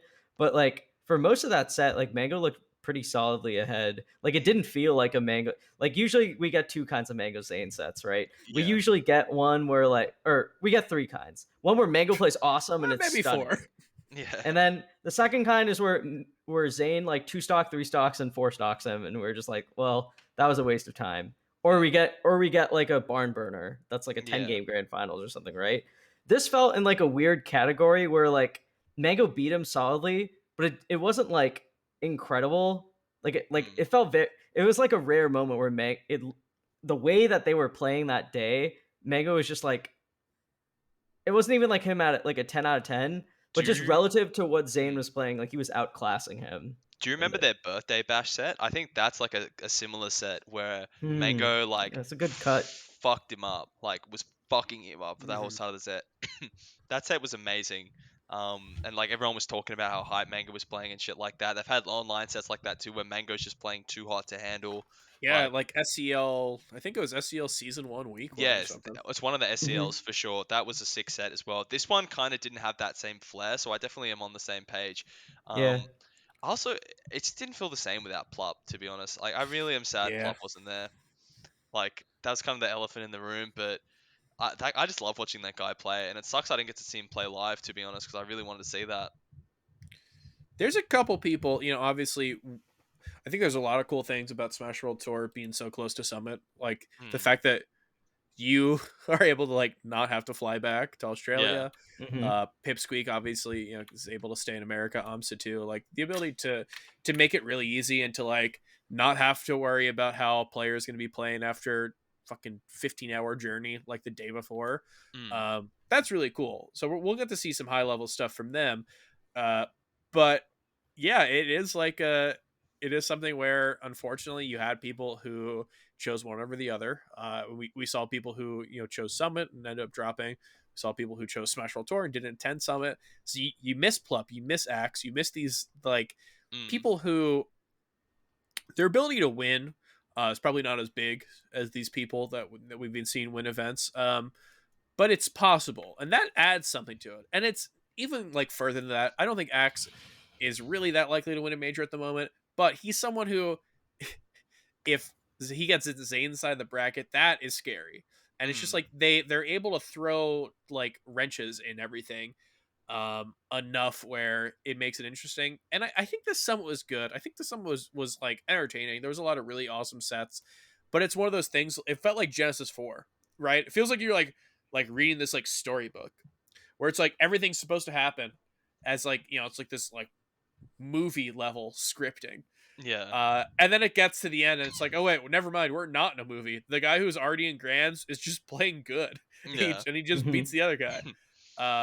So like anytime you get something like that, it's gonna feel a little disappointing just because like the even if like Mango like won a game, it would feel better. And like honestly, he lost because like he was gonna shine him regardless, but he lost Mm. because Mango air dodge and didn't make it to ledge. Yeah. And it's like that's not fun, right? Yeah. Um, if he even if he shined him, that would have been like cooler. IBW was just kind of like standing on stage while Mango died. Yeah. Just Um, like with his chest out, just like I did it. I've done it. just like Fox like chilling there on the on the side of Pokemon, just like watching Yeah. Falco die. It's a little anticlimactic when you talk Yeah. about ways to win a major, but I guess like if we can kind of go back to the macro idea of like IBW winning this, um, I I think that this could happen again. Like I feel pretty confident that it's not he's not about to like win the next 10 majors or anything, but like Mango and Zayn, they're gonna be hard, but we learned that they're beatable. And we learned that he's able to put together matchups that he can win in one tournament. Like what do you guys think about his future? How you feel about his tournament runs and just like who's scary right now? Because he seems like a player who, if he's beating Mango, if he's beating Zayn, even if it's not 10 out of 10 times, even if he's not favored, the ability for him to do it, it just like takes the load off him, right? Because like every Mm. other matchup, I feel pretty confident in. So like, what's scary if you're an IBW fan and you're worried about him at Genesis 8? Like, who are you afraid of to see in bracket for him? Still Zane. Yeah, 100% Yeah, still I Zane. agree. Yeah. Zane and the is fact just that like freaky. yeah, like we're talking about, it's still Mango, it's still Zayn, and there's a Mm. beatable, and like that.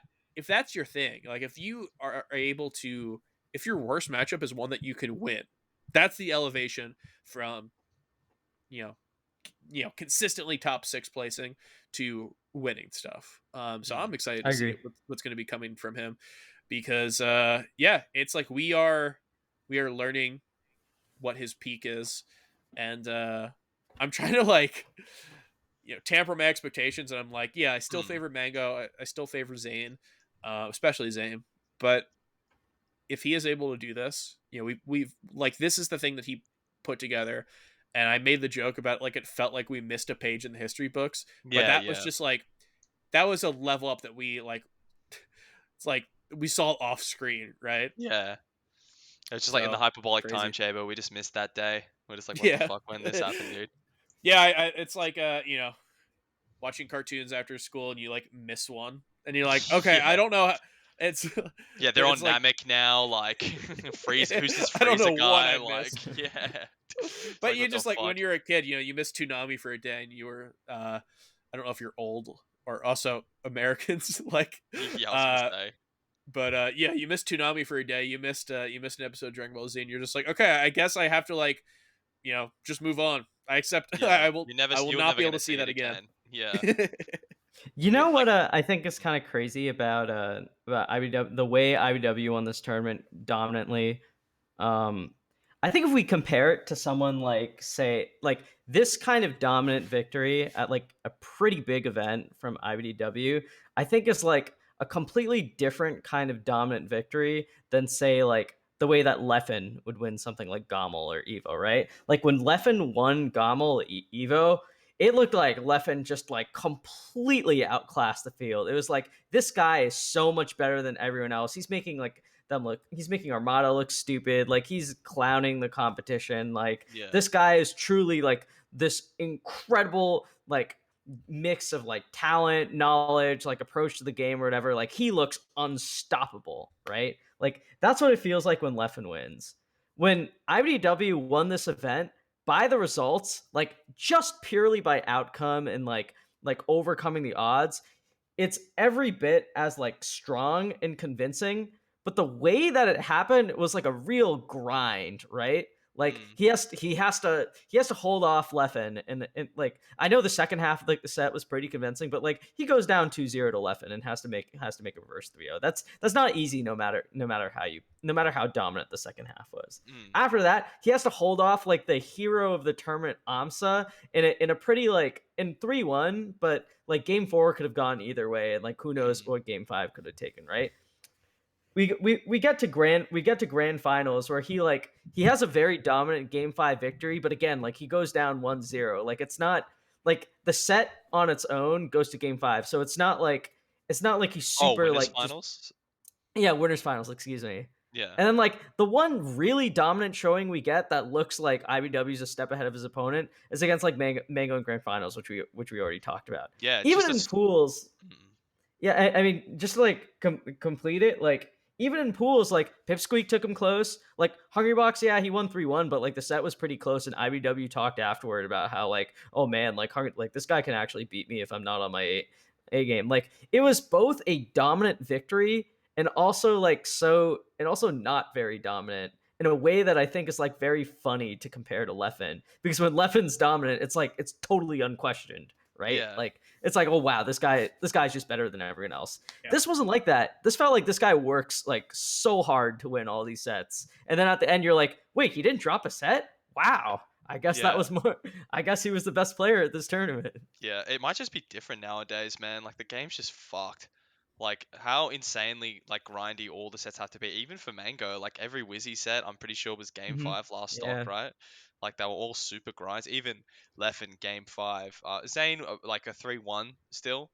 So not like an impossible insurmountable one. Like it's just the game is so hard nowadays, but like 3-0s are kind of rare, right? Mm-hmm. At least like unless it's like Zane. I feel like a lot of times Zane's still one of the guys who still keeps the 3-0s up. But a lot, yeah, it's just like they're all grinds, like real close and stuff like that. It's hard. The game's just so hard now. Like everyone just kills you off an opening, so it's like you make those little mistakes, you're gonna get crushed for it. It's insane. But yeah, that's at least for me, I am a little bit low on time here. Did you guys? Sorry to be super abrupt about it. I didn't know. No, you yeah, this was good.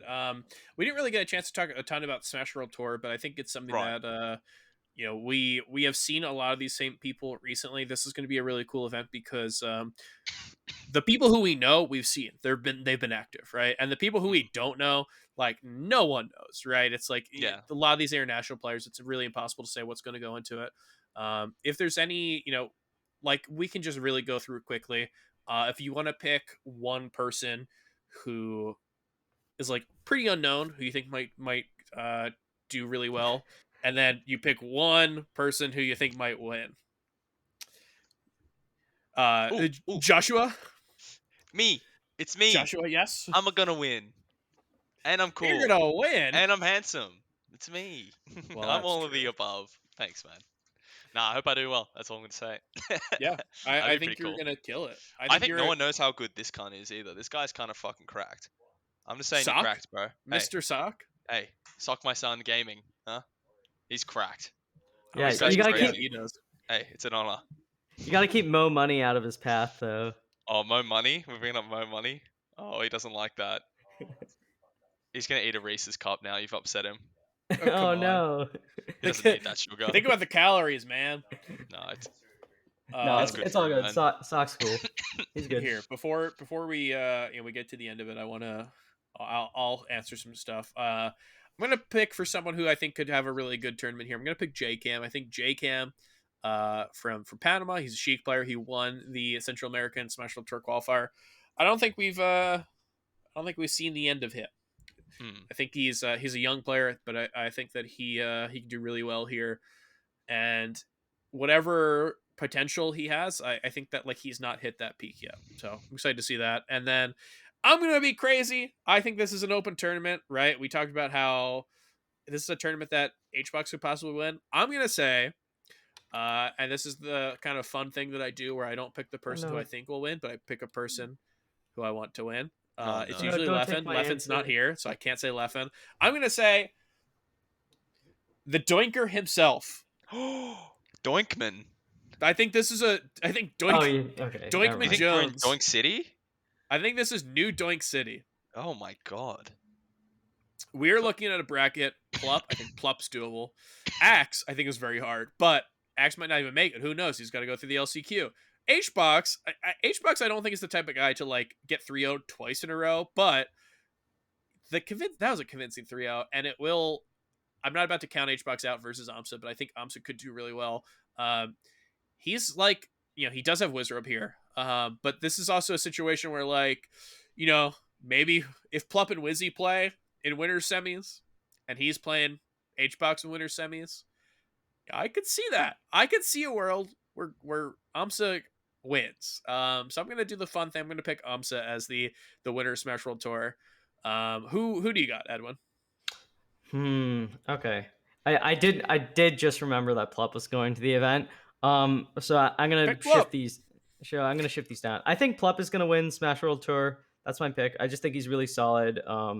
His Sheik looks great. I think his Sheik versus Hungrybox adds a new element in their rivalry, especially considering like after like the last 2 years have basically, or last 3 years have been like Plup beat Hungrybox at Genesis, then Hungrybox started beating his Fox like very badly, and then Plup kind of like showed like at Summit 9, all of a sudden he gave us really awesome grand finals where Hungrybox came ahead, but he took a set.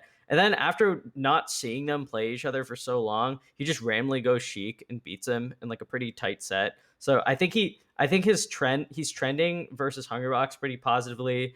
I'm gonna say that he still has the edge versus Amsa, and I think against the field, the Plup we saw at Smash World Tour in the West Finals, Yeah, really I think good.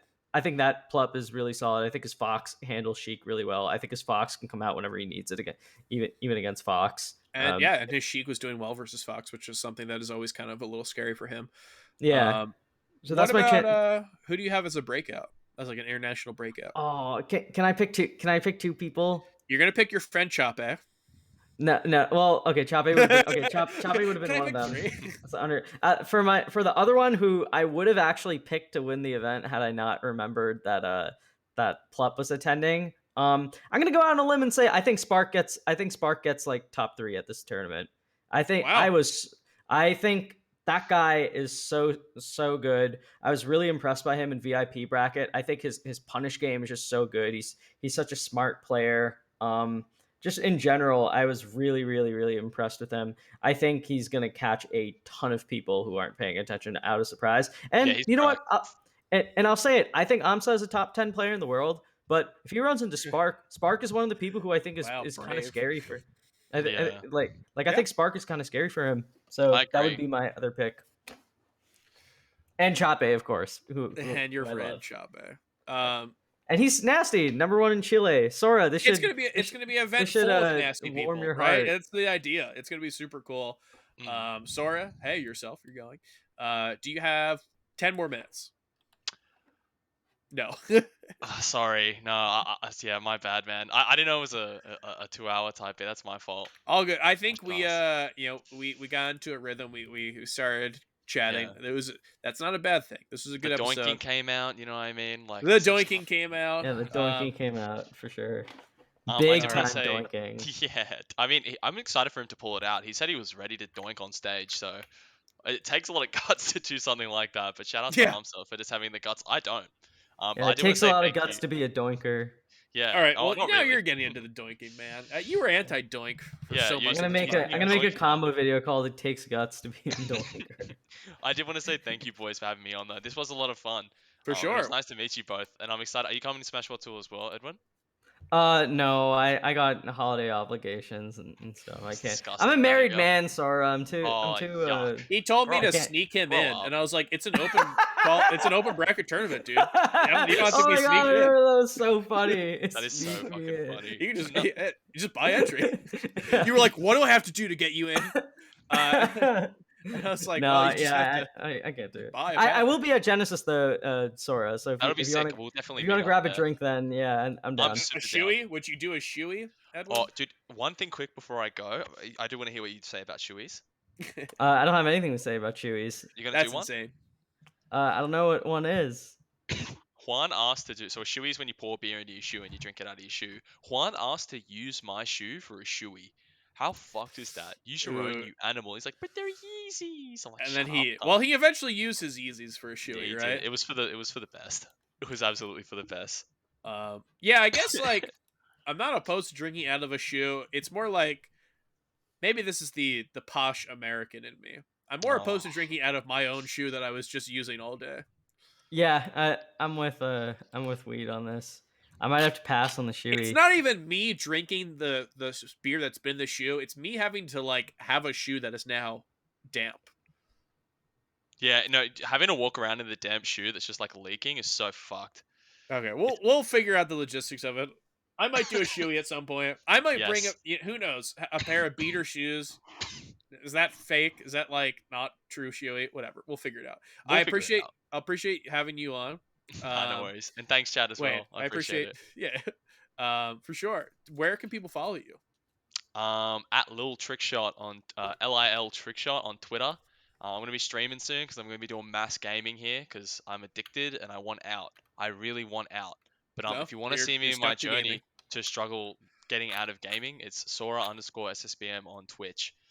This is at SockSSBM. Is there any underscores? Yeah, follow him, not me. I would prefer that. Thank you so much. Hey. Oh, Oh, whoa, hey, don't turn your Whoa. head, man. Hey, whoa, man. Sorry about him. He's had a bit to drink.